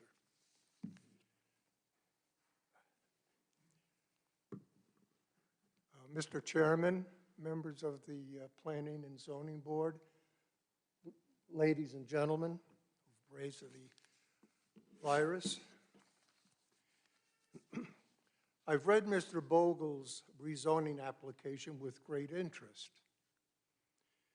In the application, he is representing the Village Chapel's request to change their present zoning from PC, Public Conservation, to PCCD, Public Conservation Conditional District. In its opening paragraph of this application, Mr. Bogle cites Section 6.1 of the Pinehurst Development Ordinance, PDO, as the basis for this request. Although Section 6.1 describes the process and requirements to amend the official zoning map or rezone property, in reality, it is Section 6.2, special provisions for conditional districts, that should apply. The conditional zoning process is described further and amplified in Section 8.4, conditional zoning districts on page 73 of the PDO. Section 8.4.1, purpose and intent states as follows. I apologize in advance for the convoluted language. I quote, "It is recommended that certain types of zoning districts would be inappropriate at certain locations in the absence of special conditions. Where the applicant for rezoning desires property to be rezoned to such a district in such situations, the conditional district is a means by which such special conditions can be imposed in the furtherance of the purposes of this ordinance." Sounds crazy, doesn't it? The conditional district classification will be considered for rezoning only upon request of a property owner. If for any reason any condition imposed pursuant to these regulations is found to be illegal or invalid, or if the applicant should fail to accept any condition, it is the intent of this ordinance that the authorization of such conditional district permit shall be null and void and of no effect, and that proceedings shall be instituted to rezone the property to its previous zoning classification, unquote. In other words, the conditional zoning approach allows restrictions imposed previously by the PDO on a piece of property to be circumvented at the applicant's whim. I assume that this does not qualify as a spot rezoning because conditions are allowed to be placed. Conditions. There are certainly causes for concern in this application, which I believe could call for imposing conditions if this application is to be entertained. To name a few, impervious surface, stormwater problems, and parking are all causes for concern for this application and will require solutions. Impervious surface. The applicant's own request mentions this problem. The existing PC zoning district allows a maximum of 12% impervious surface. The site in question has a total impervious surface area of 22.3% and is clearly non-conforming. But not satisfied with this extreme nonconformity, they have the temerity to request an increase, it said 35%, 33% impervious surface. In my view, outrageous. Number two, stormwater problems. The flooding problems inherent at the site and indeed its surrounding neighbors are well documented. The Women's Exchange and several homes in the vicinity of the village chapel have been and continue to be subject to stormwater problems, as well as the village chapel itself. Mr. Bogle's application makes no mention of this problem, nor any solution to the inherent additional problem which this large structure could create. Number three, parking. Mr. Bogle's application shows a new parking area for Heritage Hall of 20 spaces, which translates to 60 persons allowed as per the PDO. However, Heritage Hall will be a 1.5-story building with a footprint of 7,317 square feet and an unfinished second floor of 3,238 square feet. This totals over 10,500 square feet of available space, which would be serviced by a parking area for 60 persons. Adequate parking for such a large structure is not even contemplated. I am not sure how many paved parking spaces are available for the Village Chapel's congregation, but I can attest that it is minuscule. In reality, adequate paved parking for the existing Village Chapel congregation simply does not exist. Whereas the Catholic Church on Dundee Road and Community Presbyterian Church on Kelly and Everett Roads have utilized the conditional zoning approach to provide appropriate paved parking for their congregations, the Village Chapel has not been obliged to. The reason they say is because it's PC. PC means that a impervious surface of 12%. We're well above 12%. This unnecessary, paved parking being unnecessary, to me is foolish. There remains one final factor which must be mentioned, that is the silent intimidation factor. No one wishes to prevent any church from accomplishing their mission. However, this situation has nothing to do with faith, morals, doctrine, or the Bible. This is a strictly land use issue which involves the entire village. The Village Chapel enjoys an iconic presence in Old Town. Do not destroy its bucolic ambiance by approving such a large, unnecessary expansion. Thank you. Thank you. I apologize for, I forgot my glasses.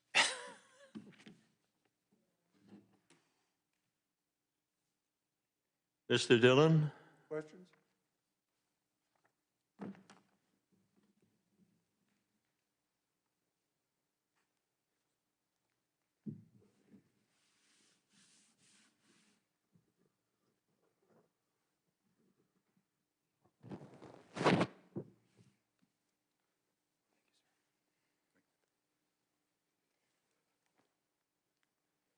Mr. Chairman and the board, I'm Pope Dillon, and I'm just here as a neighbor.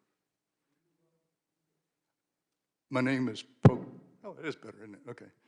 Yeah, my name is Pope Dillon, and I am a neighbor. We walk our dog through the village green and down pretty close to the chapel, as you do, about every day, and I drive by there to go play golf a lot. And I cannot imagine that it's going to have any negative effect on my life whatsoever. If anything, it's going to improve the balance of the lot. It's always bothered me that there wasn't anything to the right. That's it. Thank you.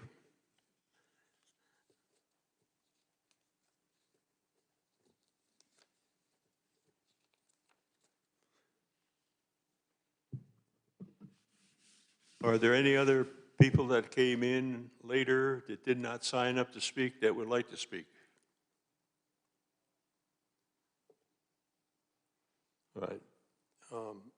I still want to go back to some discussion about landscaping.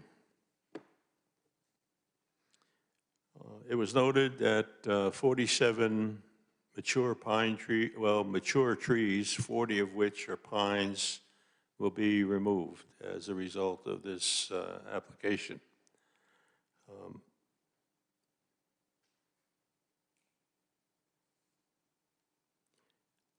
I would like to see some effort made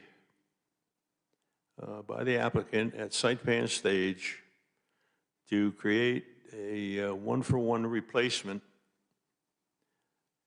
to ameliorate that removal that would contain perhaps understory trees and other types of vegetation other that is what's shown for the parking lot landscaping requirement along Village Green East that, as shown on CD2, the June 3rd revision, would be completely out of place, in my opinion, but to create more of a buffer throughout the whole east side of the property, utilizing appropriate vegetation native to the area that can be accommodated in the existing pine forest, with a general replacement of equal to 1-to-1 of the removed 47 trees. That's a consideration I'd like the applicant and the professionals to consider. And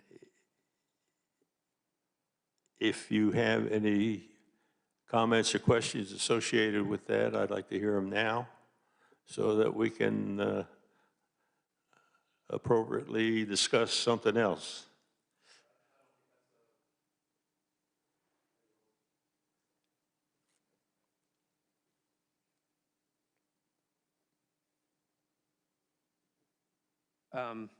While I don't think there's an ordinance requirement that would support that, I'm not against doing exactly that. That's one of the things that we ended up doing at Community Pres as well. Of course, theirs was a completely different thing where we were required to get rid of all the right-of-way parking and bring everything inside. But we did exactly that. We replaced pine trees 1-for-1. And if we can use that 1-for-1 replacement of pines and understories along that buffer and extend that buffer so that it looks more natural along Village Green Road East, I think that's a win-win. Leo, with your blessing, could I piggyback that? Sure.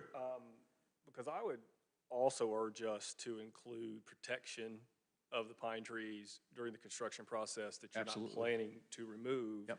So I think we should discuss some sort of detailed, specific plan to do that. And I think that's going to include, in my mind, something to do with a construction entrance and where construction traffic can come into, exit from the property. That's my only way of seeing achieving that. So I don't know how we can specify that, but I think that's important in this case, to piggyback your point.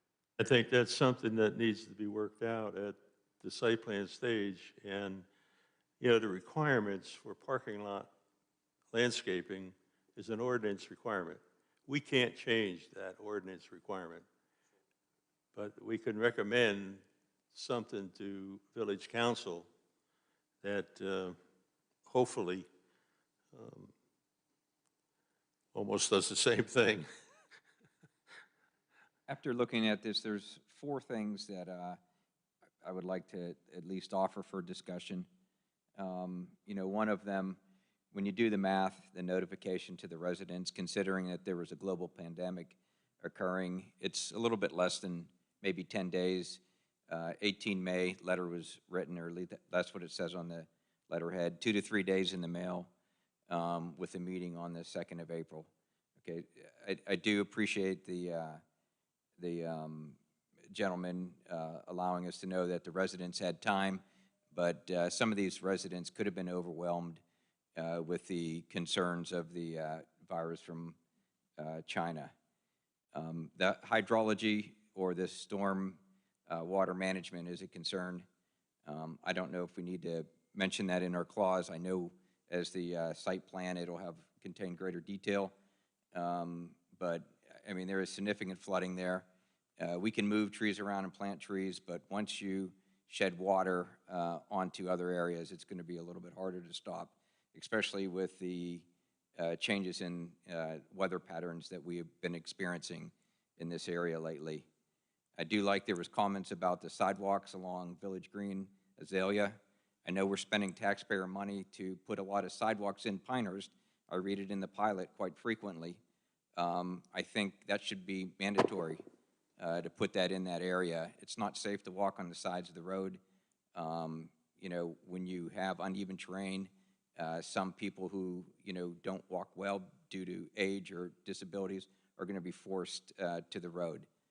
And then there was a mention about the ADA compliant parking capacity to ensure that there's sufficient parking based upon federal guidelines.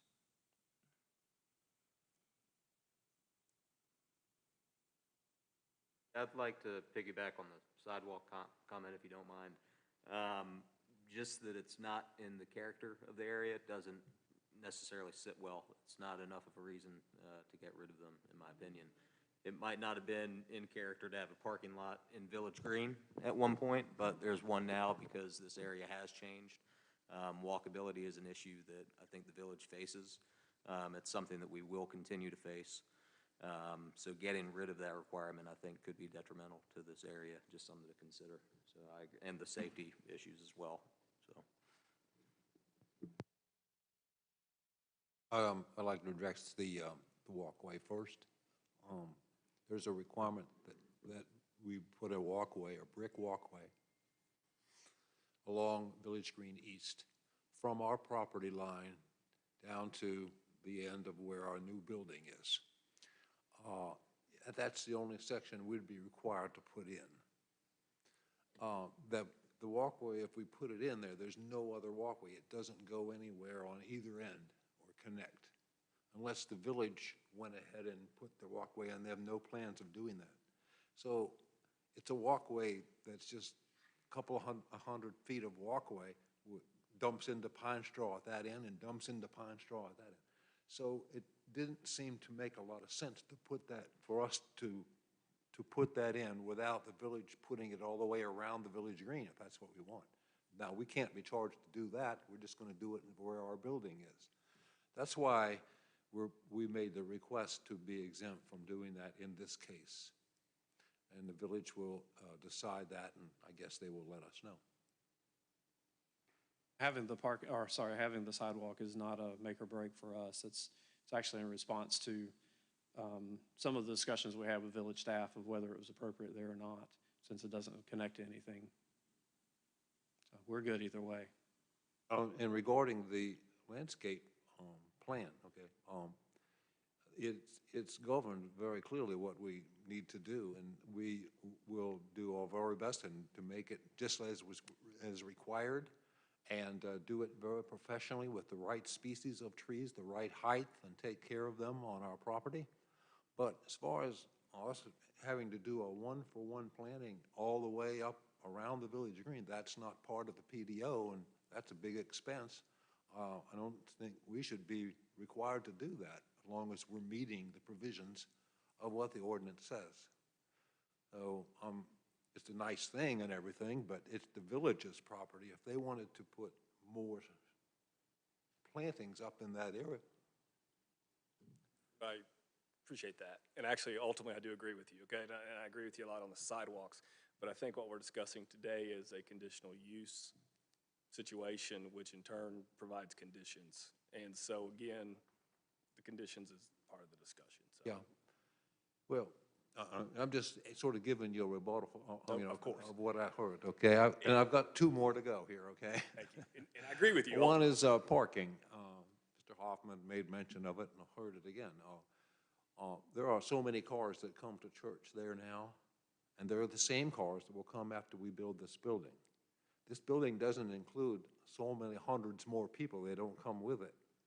It's our same folks, so it's the same parking we've been doing now for 50 years, pulling on the pine straw, but now we have the municipal lot. A lot of people park there, but if it's dry and they pull up on the parking lot, and we've got permission to park over in the Women's Exchange also, so there's plenty of parking, but that's the way it's always been. We don't need more parking. We've got all we need. That's why we only put in 5 additional slots. The building doesn't require more than that. Those are just for people handicapped or stopping their car there to unload stuff to put in the classroom or something like that. So we'll just keep parking kind of as we have been doing for the last 10 years here, or since they put in the municipal lot. So, there's not the parking pressure that you might think there is with this new building. Well, unfortunately, we're stuck with a church in a PC zone that's a non-conforming, although legal, facility. And the zoning itself, it really doesn't fit a church use, or the church doesn't fit a PC use, in my opinion. But that's what we got to work with. And, right now, the PC zone does not have a parking requirement for a religious institution. We can't make one up either. The property probably would be better in a different zone where these kinds of concerns could be better addressed and resolved. But right now, we got to work with what we have. And in my opinion, the parking is not an issue. The issue is hard surface coverage, the waiver of the sidewalks, and tree removal. Yeah, one of the items of guidance we gave to Bogle Architecture when they started this, and that is that the guidance was to remove as few trees as absolutely necessary, and he's done an admirable job of that. If you look more closely at all of our sidewalks, the roads, they're all routed so as to minimize the number of trees, and I think did a great job in doing that. But regardless, you got to take down trees, you're going to build a building, but it doesn't ruin the atmosphere of the village there. I mean, of the village, our property next to the village green. It still looks beautiful, and the lighted buildings. You want to be able to. I mean, it's not going to be any difference. And the last comment was on stormwater. Pete briefed you, and he's right on. We talked about this. And yes, there's some water flooding in the area. There doesn't, all that flooding over in Women's Exchange and other properties doesn't come from the chapel necessarily, but we have it too. And even when we build this new building, it's actually going to improve our stormwater runoff because we're going to make the right, so you run all the calculations on the amount of water, okay, that's being generated on the site, and you have to build these dry wells to accommodate that. And you do the perk test to make sure it can happen. Has that been done? I'm sorry, sir. I didn't mean to excuse you. Has that study already been done, and is it enclosed in our packet? I didn't see that. No, it's part of design. Part of the Okay, engineering so- review. That's at site plan Right, stage. but it sounds like they've already done it, but I was just wondering. No, if- we've All talked they're about- showing are locations of Right. potential dry well. I mean, we have to build them and we have to design those dry wells, and we do that on the basis of calculating stormwater runoff and how much there is and where it is and perking the land, and it gives you what you need. And then we're going to submit that stormwater runoff plan to the village for review as part of the site plan. They're either going to approve it or not. So, but it's going to be a better situation after doing all that than we have right now. Okay, so building the building is not going to compound our problem. It's going to help to solve it. I can add one more thing to that. Back in the 2010 proposal, we did get to the point of doing the perk tests and sizing those dry wells. And I actually used the size of those dry wells that we had back in 2010 as I started laying out where potential ones could go on here. And we're a smaller building, so percentage smaller on the proposed dry wells. But that's the idea. They still need to be actually engineered and actually sized. And we will do new perk tests as well as we would be required to do for engineering review. But that's where we're headed. So that hasn't been done yet? No, Okay, not all right, a got it. concept Thank plan, you. no, sir. I saw a hand go up.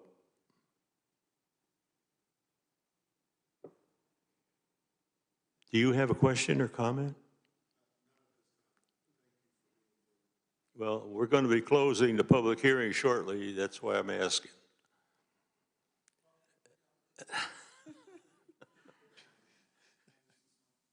If it's turned on, that would be good. It's already on. My name is Ashley Smith. I'm the associate pastor at the Village Chapel. And just a few observations that may or may not be relevant. One is the tree removal is a lot less than the first project. I think that needs to be kept in mind with this situation. My wife and I walk through the village a lot. We walk by Community Pres, even by the Catholic Church as well. And I'll just be honest with you, when I think about the integrity of keeping with the look and feel of the village green, with the flora and natural plantings and all of that, when I go by Community Pres and the Catholic Church, you know, it seems like all I see is parking lots. And I want to make the point that for over 100 years, people haven't had a problem parking at the Village Chapel. And one could argue that paving and adding more parking, pavement, more impervious surfaces would perhaps contribute even more to the drainage problem that I feel like has been adequately addressed with dry wells and so forth. But there's a certain integrity that we're keeping by allowing the pine straw to be places where people park. It's just, you almost have to see it to understand it. When we do weddings, the first thing the mother of the bride says to me, where are people going to park? I said, trust us, they will find a place.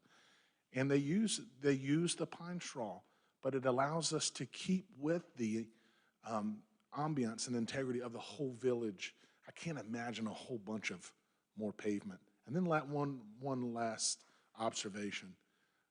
One thing I really liked about Bogle's design, Pete's design, currently our driveway that comes out onto the east side of the Village Green, you can look right down into the back of the chapel where everyone's parked and so forth. If you notice, the way it's been curved and kind of brought out at an angle really will camouflage or hide or make the building less visual. And so you will see plantings and trees and so forth. And I'm sure he showed you some of the 3D renderings, having the trees there. So that's just another observation that I'll make. Thank you so much for letting me speak. Thank you. Joel, Punch, you need to get on and bring it up tight.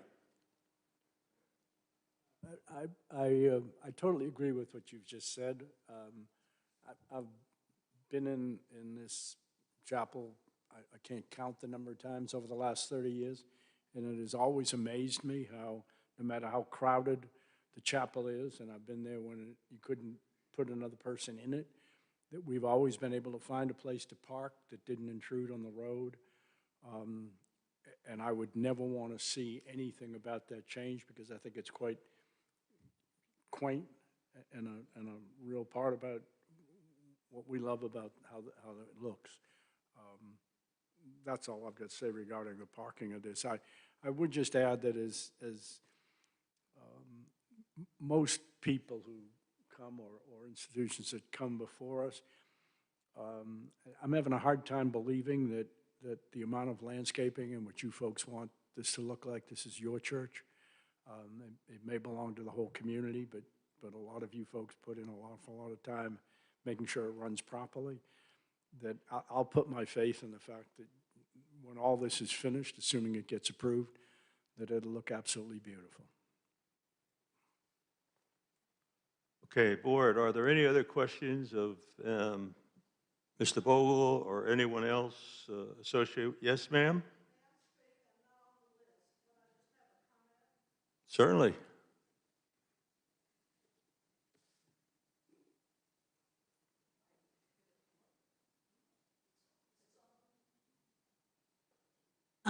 Good afternoon. My name is Nancy Smith. I was born in Pinehurst. I grew up in Pinehurst. I have been a member of the Zoning and Planning Commission, the CAC, and the Historic. So I do have some background in town. And I live in Old Town, about a block from a city block, let's say, from the chapel.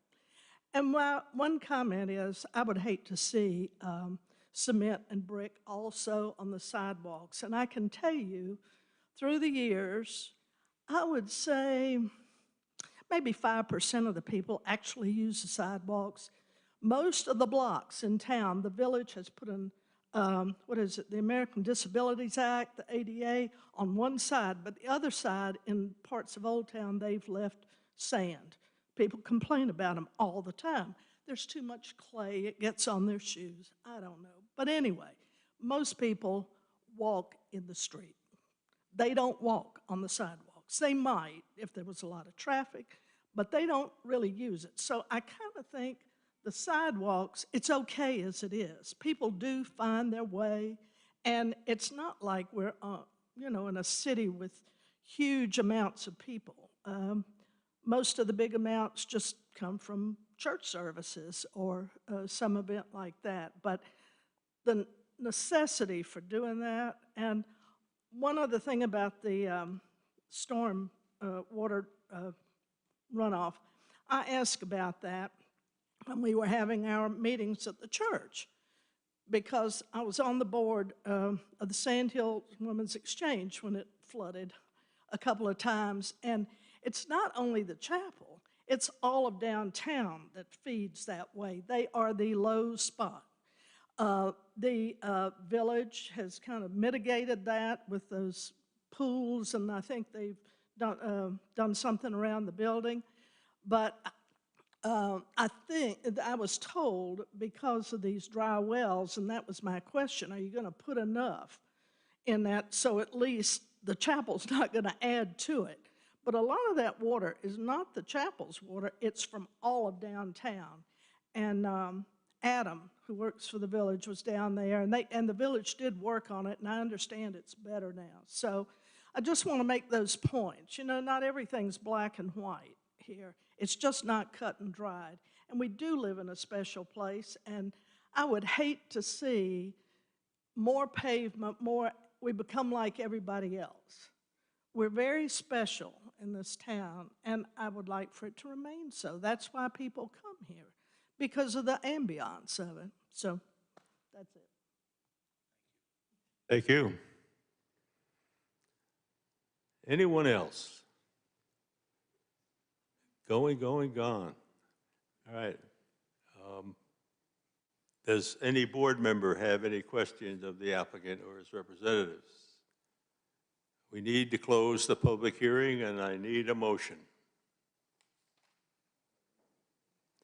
A motion by Joel, seconded by Cindy.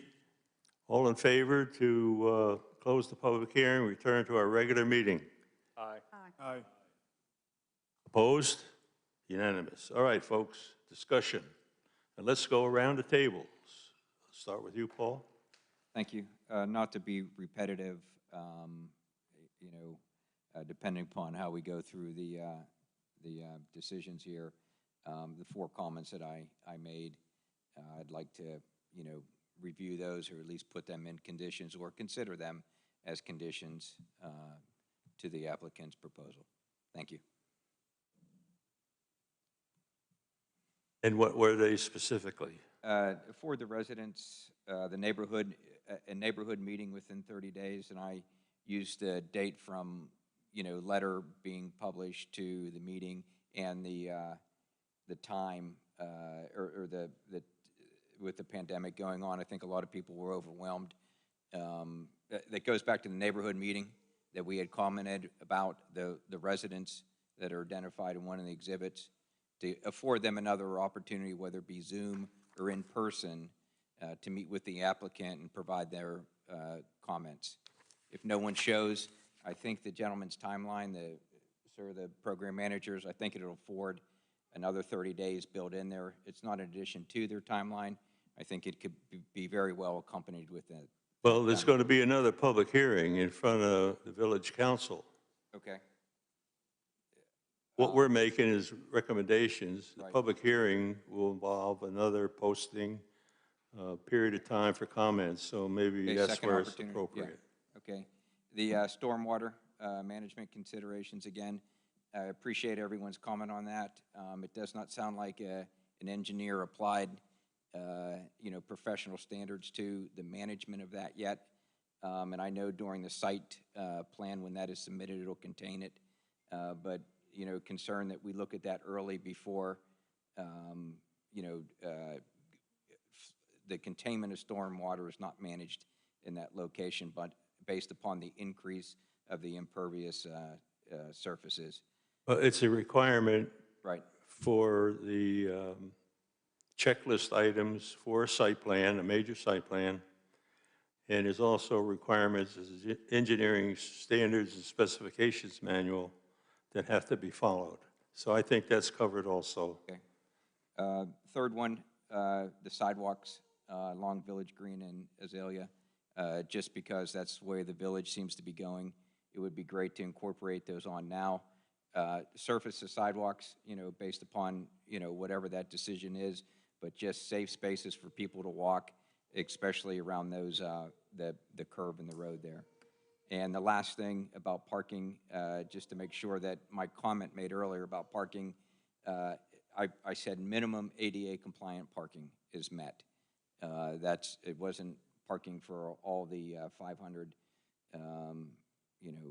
church members, but it was just to ensure that that space was made for folks who have disabilities. And those are the 4 comments that I made earlier.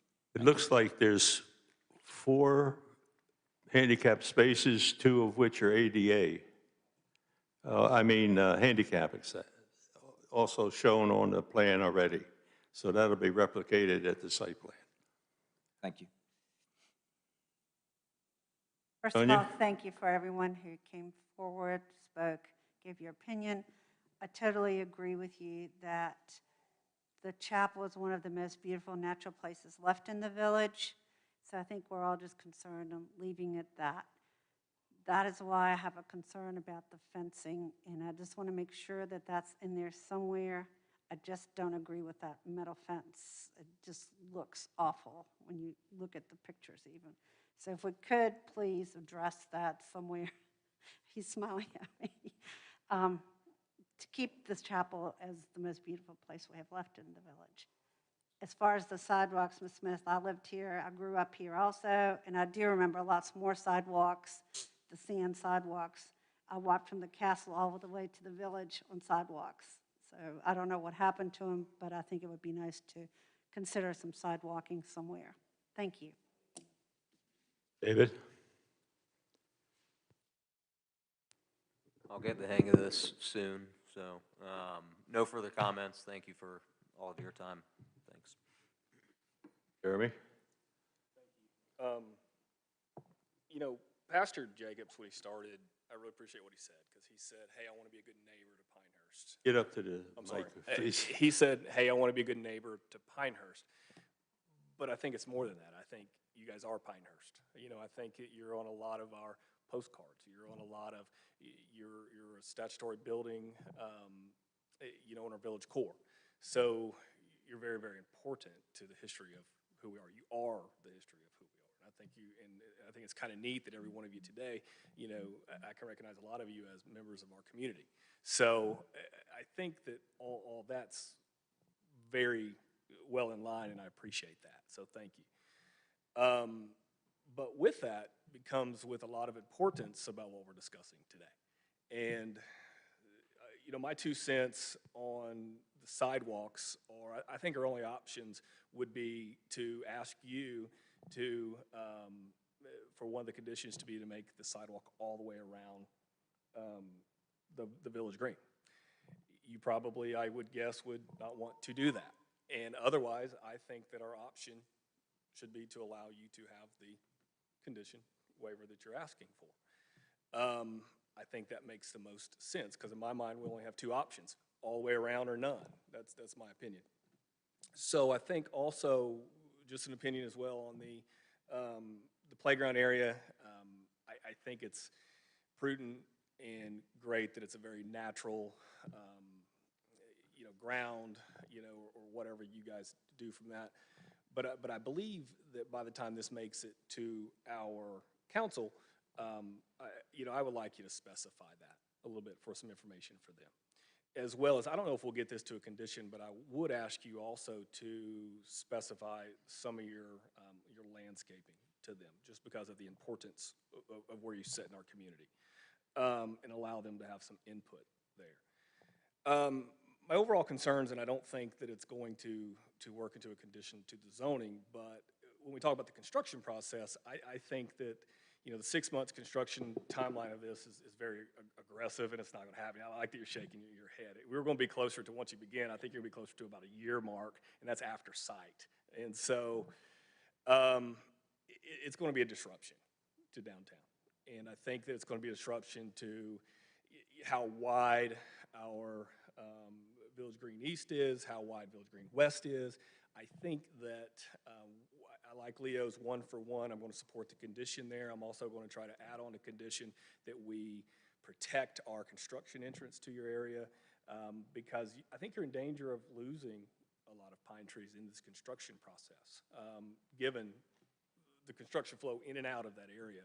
I think that the village, it's important that you're part of us, because I think that the village and the council are going to have to work with you very close on that process. I don't know how we can start that process today, but I think when you begin to, when you're in the middle of this construction process, there's going to be a lot of trucks looking for a place to park.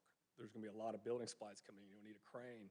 You're going to need all of this disruption to that area of the village. They're going to need a place to put their building supplies.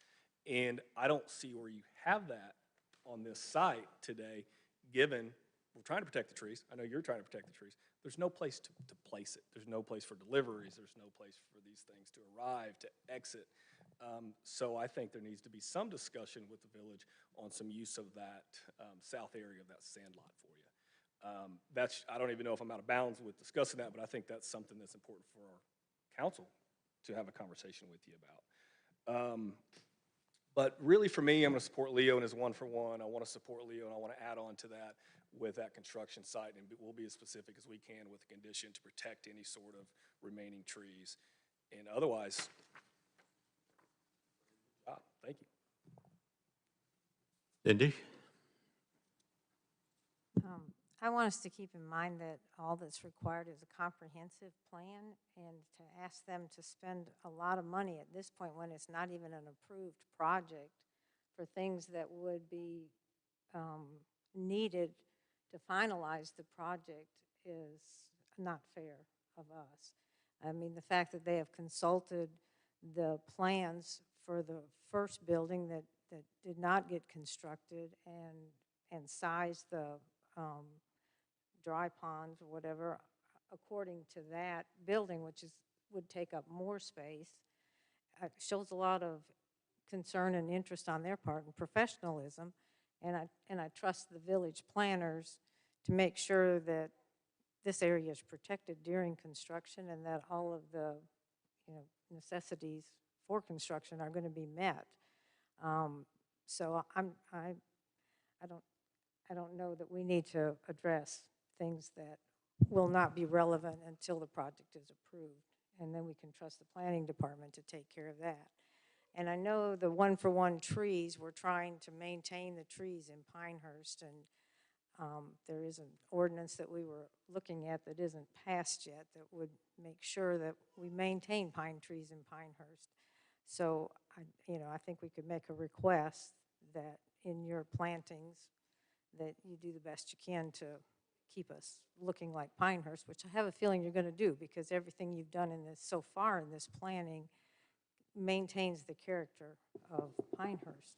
And the sidewalks, putting a sidewalk on one side that goes nowhere, I don't see benefit of that. I like the pine straw and people park in the pine straw. It's been doing it for 100 years. I think if it comes to the point where it's a safety issue, then if the village addresses it with you, I have a feeling that you'd be very cooperative because you seem to be very cooperative now.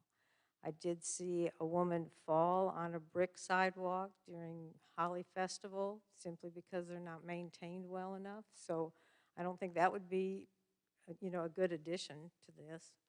But I think I appreciate all that you've done. You've got a lot of information. You've looked at a lot of areas, and I'm most impressed with the way it looks.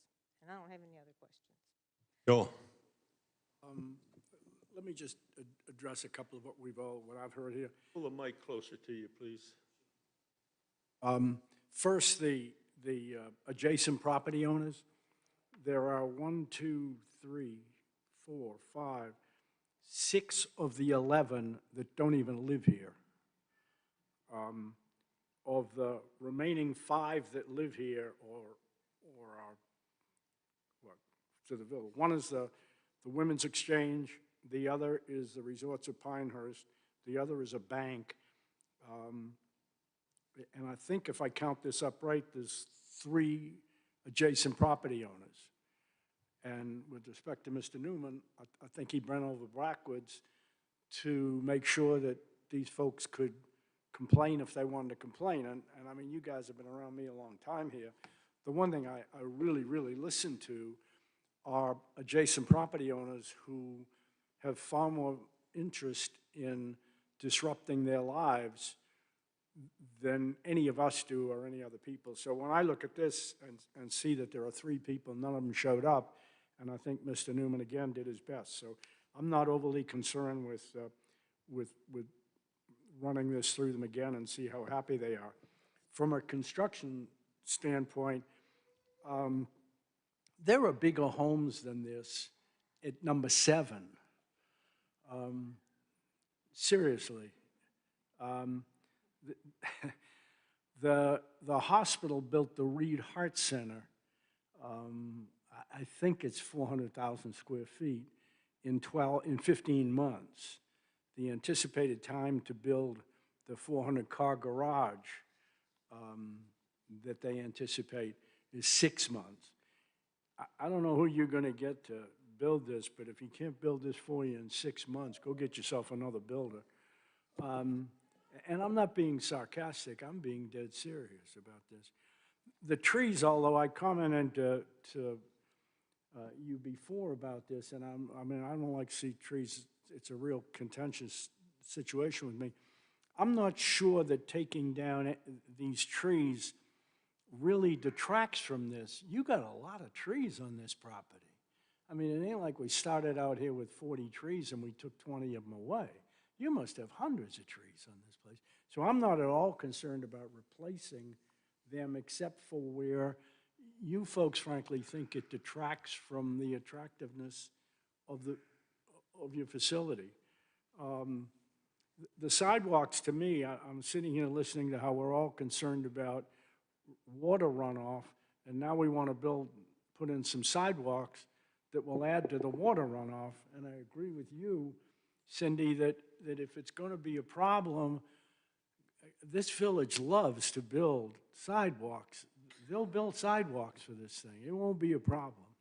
So I think I've covered all of what I want to say. Thank you, Leo. Hello. All right, thank you everybody for coming tonight. I'm going to echo exactly what Joel said. The sidewalks to me is just more impervious surface that's going to create more runoff. And sidewalks to nowhere don't make sense to me. I'm not a fan of government spending your money for you. So with that, my only concern would be maybe a little bit of a buffer around the play area, protect the children a little bit, put maybe some bushes and shrubs in there. But other than that, I have no comments. Alex, you didn't leave. This will be a major site plan application. That is correct.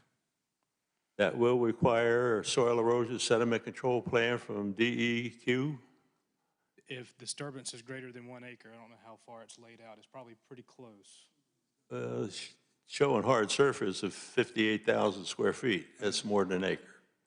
Oh, well, of course, you know, if that acre threshold is breached, then yes. So I make that point to address the tree protection issue. When a soil erosion sediment control plan is required because of the amount of disturbance, there are specific requirements to protect trees within the construction area that the applicant will have to contend with. So you're saying that's built into It's built the site into the plan process. that will happen in the future process? Yes. Okay. And I could expand further on that. If and when we do get to a signature set for construction drawings, meaning the permit's about to be released, work's about to begin, the village staff, we do hold a pre-construction meeting or conference with all applicable parties, the property owner, the design engineers, architects, the contractors whenever they've been selected. And in areas like this, I mean, take into account a recent example of the elementary school and also the recent construction and with the neighboring Community Presbyterian Church. We work out construction routes. We try to minimize as much impacts to the neighborhood as we can. So those are other items that we look at. And to Leo's point, during that review too, there will be tree protection measures we will be looking at and making sure that those that are not slated to be removed will be protected. Do you know any details off the top of your head how they will be protected? With what size fencing, that type of thing? There's different type of measures. I mean, I don't want to put Brian on the spot, but I know Brian deals heavily in some of these designs. It's all dependent on what the design engineer on the project decides to use. I'm sure you guys use a standard. If you'd like to hear from him, he could probably give a little further input on that. Again, I don't want to put him on the spot.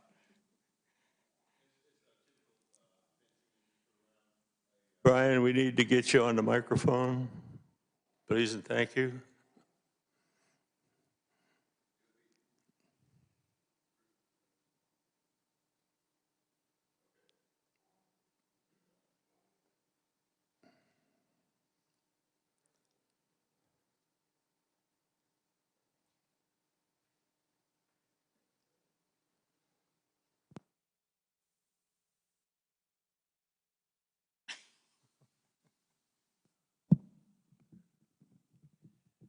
It's typical construction fencing like you'd see at a site.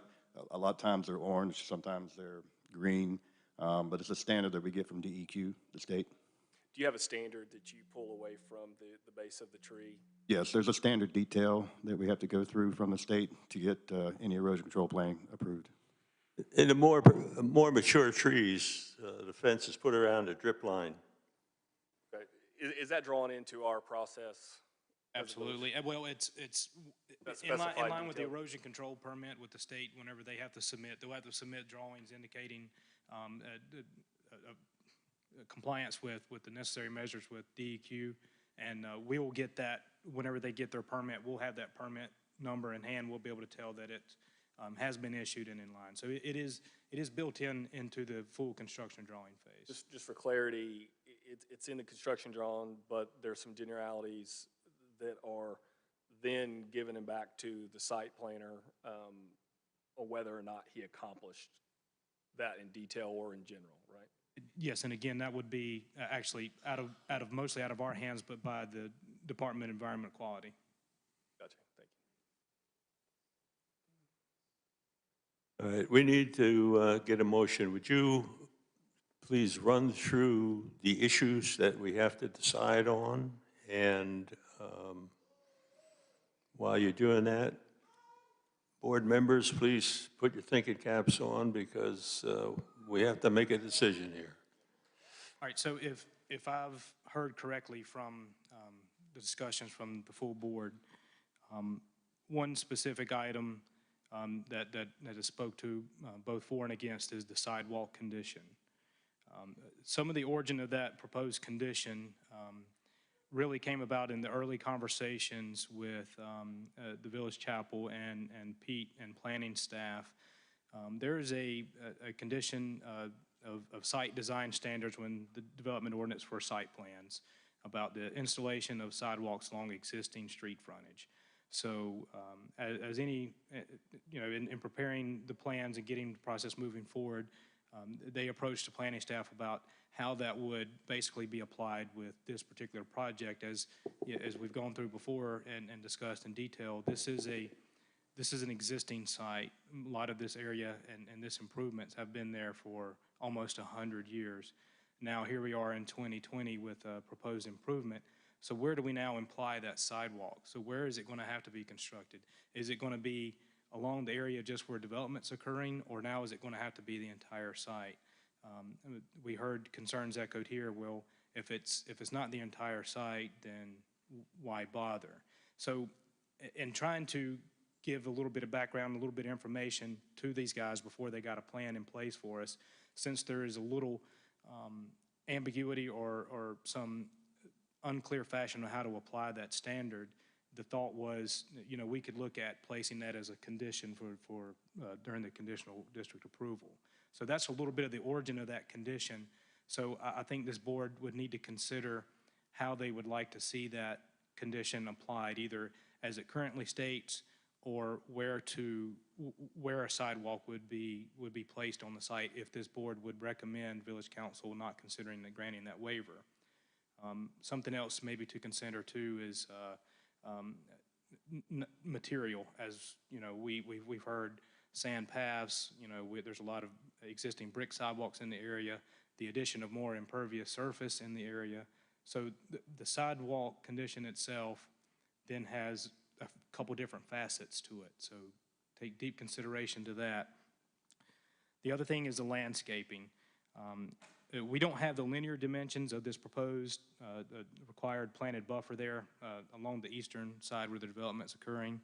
But based on the existing vegetation there and the ability to get credit for existing vegetation, the requirement for the plantings would be 1 longleaf pine per 200 square feet, 1 understory tree at 1 per 250 square feet of the buffer area, and 1 shrub per 75 square feet of the buffer area. 10 foot by 100 some odd linear feet, just give or take, is probably not going to necessitate that many more plantings. The development ordinance also requires these new plantings that are required to not be planted within a drip line of any existing mature trees. So the placement, especially on a lot that has as much existing mature vegetation as this lot has, it could really further impact the landscaping of this site. So I do want to caution in how we consider replacement of trees. I know there is a talk of a like for replacement of those that would have to be removed with this project, along with the planted buffer. So be considered that. I think there's some opportunities to place some more of mainly the pine trees that are going to have to be removed on this site. A clear number is hard to grasp without having a professional landscaper and landscape architect with us now. So just be mindful of that, but it does sound like that is something that's definitely been discussed today, is a landscape of that area and mainly the mature vegetation, or keeping the longleaf pine vista that's there on that property now. And the last thing that I heard he captured was some discussion about the playground, some about the fencing. That type of fencing is allowed per the Pinehurst Development Ordinance and is a preferred fence type for street frontage within the historic district. So it would check the boxes. It would be something that staff could issue an approval for administratively, separately even from this approval. Now, that doesn't mean that's what this board may want to see or consider as a condition if the applicants were mutually agreed with it. However, that would be perfectly acceptable to consider native evergreen species of shrubs to be planted around the exterior of the playground, such as camellias, azaleas, or maybe even some hollies in the area that could kind of soften the blow and the look of that playground area, mainly from those adjacent residential properties. So I feel like I've kind of summarized the main concerns of what I've heard and what the board need to consider. Also, you have what we'll call your cheat sheets there. Whenever someone is ready to make a motion, make sure you consider the adoption of the comprehensive plan consistency statement, and then with your motion of either approval as submitted, approval with other conditions that must be, again, mutually agreed upon by the applicant, or with recommended denial of the proposal. So just use those to help you through that process. And again, if there are any extra conditions, just clearly state those. And any further discussion on any questions you need me, I'm here. Thank you.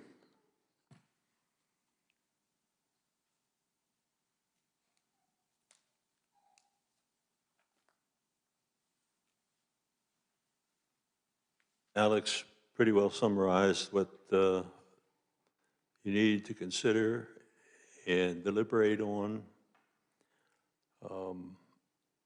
Is anyone prepared to make a motion at this time? Go ahead. I move that the Planning and Zoning Board adopt the Statement of Consistency and authorize its chairman to execute the document as the proposed zoning map amendment is consistent with the 2019 Comprehensive Plan as described in the staff report prepared by Alex Cameron dated May 28, 2020. Achieving goals in accordance with the comprehensive plan is considered reasonable and in the best interest of the public. No conditions? That's on the next page. Well, you need to state them in your motion. It says that after adopting a statement of consistency, choose one of the motion options below, and in that, we can state conditions. Yeah. But it has to be included in your motion totally. But first, we have to adopt the statement of consistency, I believe. Am I right?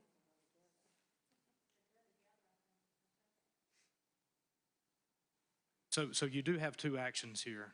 You can do them all in one, but it's a clear, and how we have been doing is you adopt the statement of consistency. You authorize the chairman to authorize that statement if the board approves, and then you can move and make your motion. The same person. On the map amendment, yes. The same person does not have to make. You do not, but you can make both of those. You can make them in one. But before, because of some hiccups in making these motions, we separated them out a little bit as the consistency statements got All right. quite convoluted. Joel has made a motion that the application is consistent with the 2019 comprehensive plan. Second. Do- Sorry, I was looking at the clock. Forgive me, I got ahead of myself there. Motion by Joel, seconded by Jeremy. All in favor? Aye. Aye. Let me do a roll call. Mr. Schumacher? Aye. Mr. Schreiber? Aye. Mrs. Bennett? Aye. You know who I mean. Jeremy? Aye. David? Aye. Sonia? Aye. Paul? Aye. All opposed? Motion carries. Unanimous. Next, I move that. what are we really approving? Pardon me? What are we really recommending for approval to the village council now? I think there's two areas that, do you mind, Joel? I think there's two areas that continuously come up, some pro, some against, sidewalks and trees. So I think maybe before we have a motion for this part two, we either come up with a consensus or not for it, and then vote accordingly. I think we have to do impervious surface, the 33%. The 33% impervious surface has to be considered too. Yeah, let's go down a list. Is anyone willing to make a motion to approve the request to move the hard surface, the impervious cover on this application to 33% maximum? Anybody want to make a motion? Leo, we're not, I don't think that's appropriate. I think we can build a consensus and ask. I don't think we need any motions to consider conditions separately. Right now, you have the opportunity to make a motion on the proposal, a recommendation on the proposal before you. But if you want to build consensus amongst a group, you can kind of just, discuss that and go down the line. But I don't think any formal motions or seconds or votes are needed on the conditions as separate. Okay, you heard him. Somebody make a motion. I'd like to make a motion that the Planning and Zoning Board recommend approval to the Village Pinehurst Village Council of the proposed zoning map amendment with the following added conditions. And at this point, I'd be willing to listen, if that's appropriate, to what the conditions, which you might want. Joe, would you consider the condition of the one-for-one replacement of the pine trees removed? Sorry? Would you consider the condition of the one-for-one replacement of the pine trees removed in your motion? Why don't we list the conditions and then we can vote? And then I think we can, Well, it's his just a motion. suggestion. I agree with you, Paul. Point, it's his motion, I think. That's what it was getting at. The conditions are hard surface coverage, sidewalks, uses, landscaping, playground.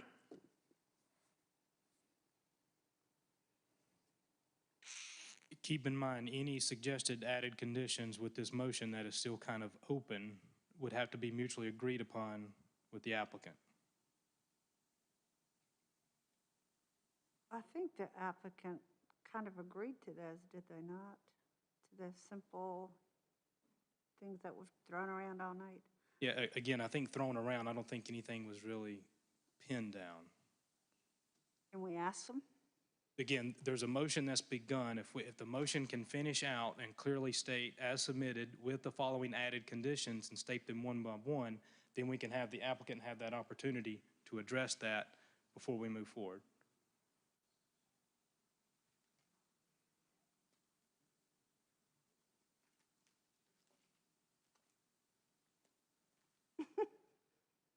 Uh, 33% impervious surface, Right. no sidewalks. I don't want to condition this on the sidewalk. The only condition I'd like to approve would be the 33% impervious surface. The ordinances require a sidewalk, so we have to agree for them to not put in Okay, a sidewalk. And I'd, We have to give them how do I do permission something to. that's a negative? That we allow the applicant to not put in a sidewalk. To help you out, you could say that you The recommend. sidewalks would not be required. Okay, that the applicant not be required to put in a sidewalk? And there's a restriction on the uses as shown in the general concept plan table. Conditions for the conditional district zoning as shown on CD1 with the revision date of June 3rd, 2020. That eliminates the cemetery use. The simple way would be if you recommend it as submitted, with the conditions as submitted, and then with the following added conditions. And then you could work that out with the applicant. So you could just say that you would recommend approval as submitted, and then with the following added conditions, if there are any desired with the motion. Yeah, and the other two added are landscaping and playgrounds. So you need to discuss that and, well, make a motion. However you want to make your motion, get a second, and we'll have discussion. Okay, so I'm going to add to my motion that I've already said, the landscaping around the playground area, and I think that's it. Yeah, and that they don't have to comply with the sidewalk, and the 33% impervious.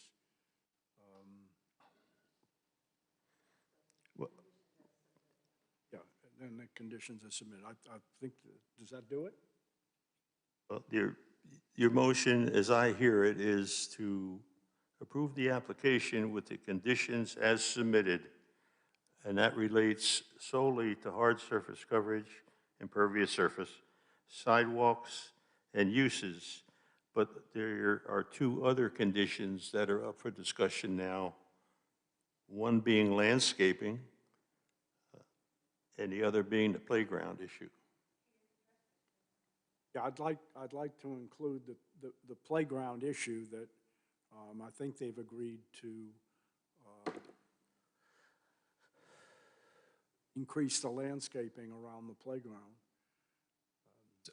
So it sounds like there's discussion needed further before this motion. So if you would just like to withdraw your motion and then the board maybe have a little bit more discussion on what conditions and then have someone make a clear motion, and then you've got that opportunity with the applicants here to discuss any added conditions.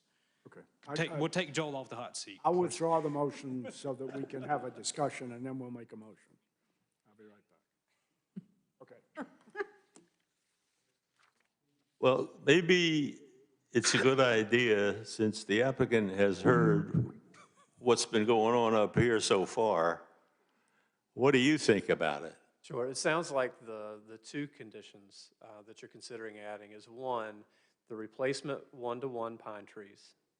That's the one that you were discussing, that you were describing as landscaping, is that correct? With And then, understory trees or some such that would make up for that one-to-one replacement. right, and then the second condition was adding some landscaping around the fence at the playground. Correct. So, yeah. Is that right, everybody? Yeah. Everybody's shaking their head. Yes. So, yes, we are okay with both of those. Thank you very much. What would you think of not making a recommendation on the sidewalks and letting the council decide that, since there are a lot of discussions, and I don't know why this wasn't. There'll be a sidewalk to nowhere. No. You were recommending a sidewalk around. Everybody was kind of talking about sidewalk around. I think that's something that maybe council can work out with them, whether it be just a sandy path of some sort. But let's not just say no sidewalks. I don't think we should do that, because I know the village is trying to get the village more walkable at this point. And I think more walkable doesn't mean walking on the street. So I want to give y'all kind of a leadway to maybe work that out with the council, not putting bricks, but maybe just putting the dirt, kind of sidewalks, whatever fits into the landscape. And I think there is a committee that works on sidewalks, so I don't think we should overpower that. We're just an advisory board. We're not. I agree, but we they're can't, gonna decide can we anyway not, what they can want. we not make a suggestion instead of just saying no to the sidewalk? I'm not sure you can ignore that one issue and table that one issue for the council. I think it has to be addressed one way or the other right now. And I assure you, they will discuss it. This is not the end of the sidewalk Donnie, I was going to say discussion. to her point is, it's going to be a topic.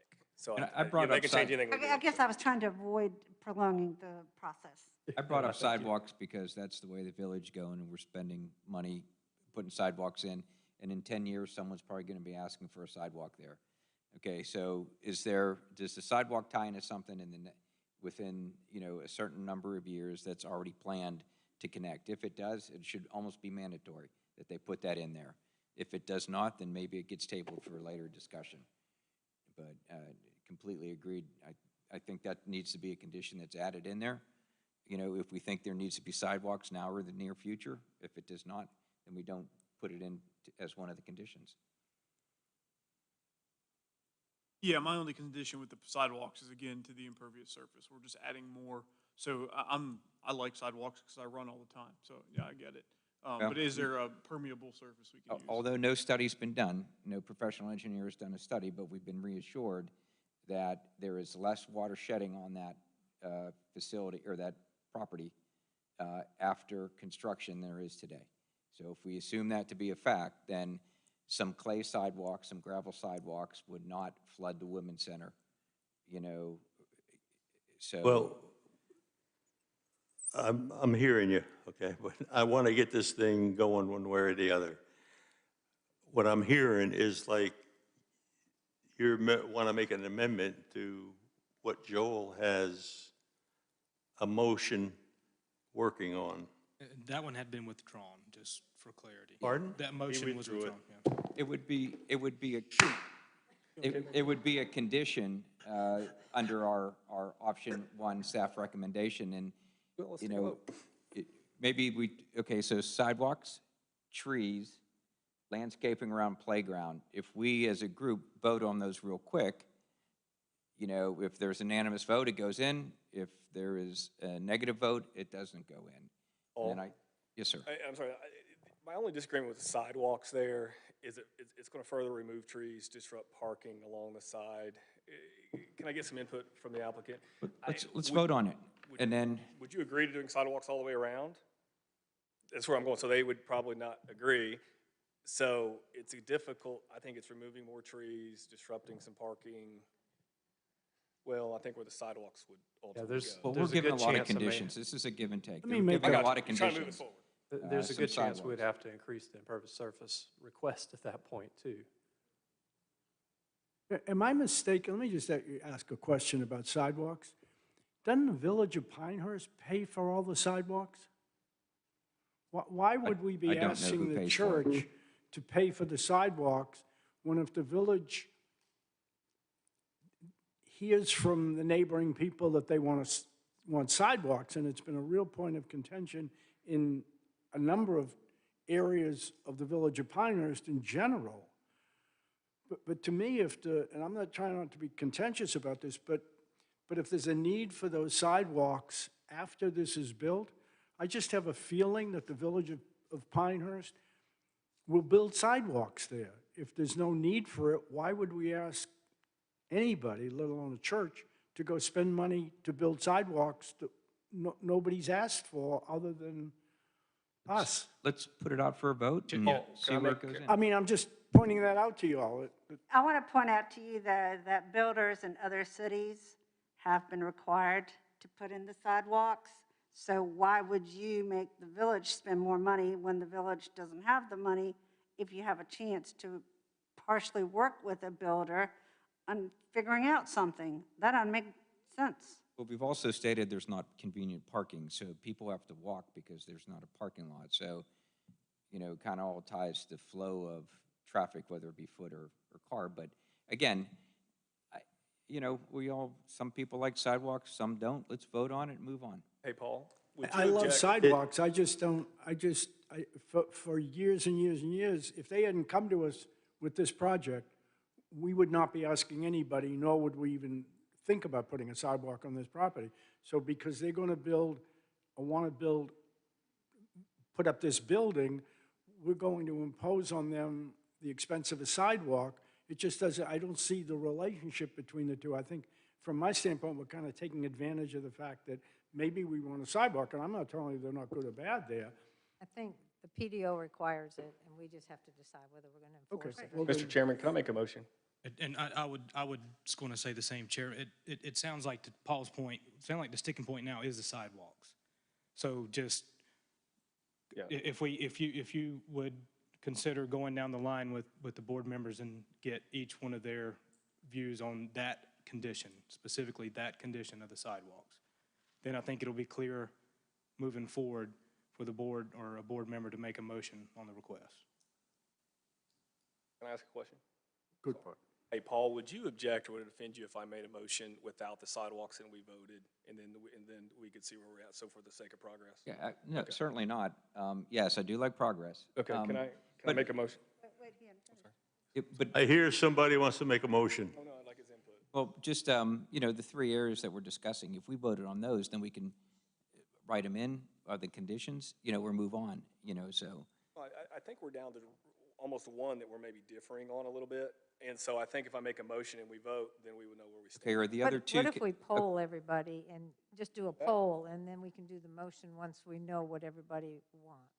A majority. Can we do that, Leo? I'm going to start with you, Philip. Sidewalks?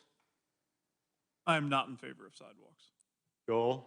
I'm not in favor of a sidewalk. Cindy? I'm not in favor of sidewalks. Jeremy? Not in favor of sidewalks. David? In favor of sidewalks. Sonia? In favor. In favor of sidewalks? Okay. The not in favor carries straw vote. All right, so can you make a motion now to? Yes, sir. Is there more discussion required on landscaping before we get to it? I think the two things that, correct me if I'm wrong, please, and I'm sure everyone will. I think the two things that we're going to add in is tree replacement, okay, and landscaping around the playground. Is that correct? Yes. Okay. Yes. Should we do a poll vote on those two things? We'll start with Paul this time and go the other way. Landscaping, the way you just mentioned it? Well, neither one of those was my issue, so I'm kind of, you know, I'm wavering in the wind here. So it seems like there's a consensus, so I'm going to be very easy. Yes, agree that there needs to be the appropriate landscaping around the playground area, as previously discussed. Sonia? Agree. David? Agree with those two. Jamie? Cindy? I don't see any need for it, but Joel? Okay. Philip? Okay. And do we want to vote on the pine tree replacement, just so everybody's clear? And again, not my topic issue, but, You know, I think the quorum has, you know, discussed pros and cons both ways, and we can do a quick poll and make a decision. And state specifically what you're talking about? This would The be- one-to-one replacement? Yes, sir, that would be your proposal that we've continued to discuss, the Okay. replacement. Can I make a comment on that before we do that? Sure. I'm not sure you could put 40 trees of any size on this property that would grow, that get sun, that wouldn't obstruct parking on Sundays when they need the parking. So I'm not sure that we're not cutting our nose to spite our face. I mean, you put the 40 trees in, they're not going to grow, and they're going to do nothing but screw up the parking spaces that people have been doing for the last, since I've been here, 30 years. So that's it. I think Alex said something about the longleaf pine vista, that if you planted them, they had to be outside of that. Is that correct? Placement becomes the issue, I think, when you're talking about that type of condition. I mean, obviously, they've got a 4.5 acre site minus the areas of improvements, other easements that are on the property, so that's something to consider. You know, there's utility easements on that property that most likely new plantings won't be allowed by whoever holds that easement. So another 43, give or take, tree replacement to be placed on that site. I'm sure there's probably somewhere that they can go. But to Joel's point, you know, we could be imposing a condition that we might be having a nightmare with if this project were to move forward with these approvals when we're looking at landscape plans. Well, can we say something to the effect that the tree replacement on a one-to-one ratio to be worked out at site plan stage between the applicant and staff? I think that's where it would be worked out regardless of what the condition were worked out. But again, Leo, I know with your mindset, you can really wrap your head around easements, footprints. Joel mentioned parking. You know, I would hate to see a condition that would be placed that puts us in a bad position down the road where we can squeeze these. You know, is it going to be good for the longevity of that landscaping? And then we're back before with an amendment to this condition. Just thoughts. Well, we also have the, Question. we also have the 10-foot buffer on the eastern portion is going to be additional trees. So that may be, you know, the replacement sufficient to. The applicants agree some. elsewhere. We make a recommendation that the staff review the need for additional trees on this property. It's a little subjective for staff to be making calls like that. I know, it's a little subjective for us to be making it. But you have the power, I don't. Can I make one more just observation here? Are you ready to make a motion now? I've been ready for 10 minutes. But yes, I like to hear what Just one more comment, if I could, on the trees. The 40-plus trees, there's not going to make or break the project as far as the budget is concerned, but I think Alex or you guys are bringing up some good points of where we're going to put them. The landscape buffer that's required around the east side, as I did a quick count with the existing trees that are inside of that buffer that we can subtract out of the required total number, we would only need to put about 4 or 5 new trees along that buffer. Now, yes, we're removing 40 pine trees, 47 trees total, but I think it was Joel that mentioned that we've got several hundred. There are 450 trees, roughly, across the entire site. There are, just on the east side of the new proposed building and along the views through there, we're over 50 trees just in that area. So looking in from that Village Green East, you're not going to see that we've removed trees other than where the building is. Well, I'm going to muddy the water some more. I don't like the location of the buffer, the way it's situated along Village Green East. It's out of character, and right now, the way I look at it, serves no purpose at all other than trying to meet a requirement. But we can't change the requirements. Right. But we're trying to. Can I ask a question of the applicant, and then I'm ready to make a motion? Can I do that? You ready to make a Yes, motion? sir, I'm ready to make a motion. Go ahead, man. Do you have a suggestion for this topic of the one-for-one tree replacement to maybe ease it, make it easier, as well as beneficial for everybody involved? Or Mr. Wood, I think, yeah. I got one. Please.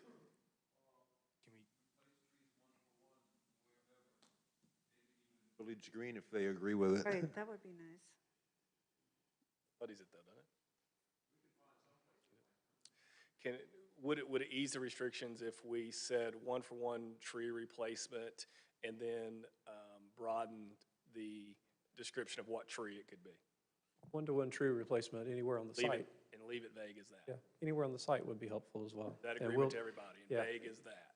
And that's, Anywhere on the that site loosens in it a- up, makes it more flexible. In a natural, Setting. Okay, I'm ready to make a motion, sir. Go. All right. I move that the Planning and Zoning Board recommend approval to the Pinehurst Village Council of the proposed zoning map amendment as submitted by the applicant with the following conditions. One-for-one replacement of each tree removed, is that good enough? As well as a landscape buffer around the playground area. That's it.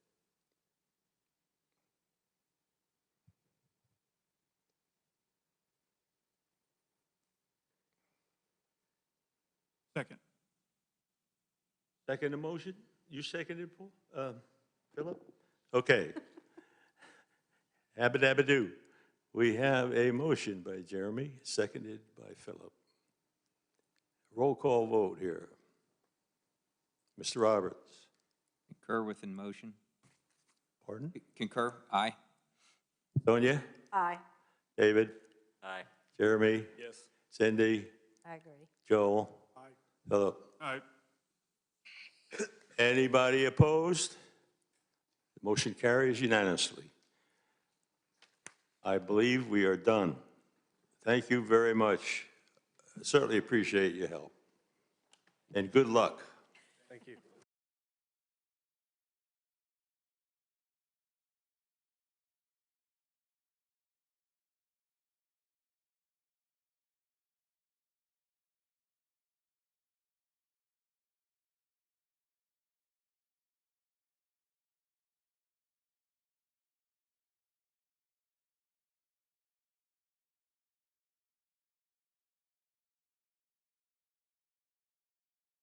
Permitting. Leo, we can move this to next month. It's not, I agree. we went here 3 hours. We don't even need a motion on that. I'll move it to next month. Thank you. The next meeting date is scheduled as July 2nd, and do we have applications forthcoming?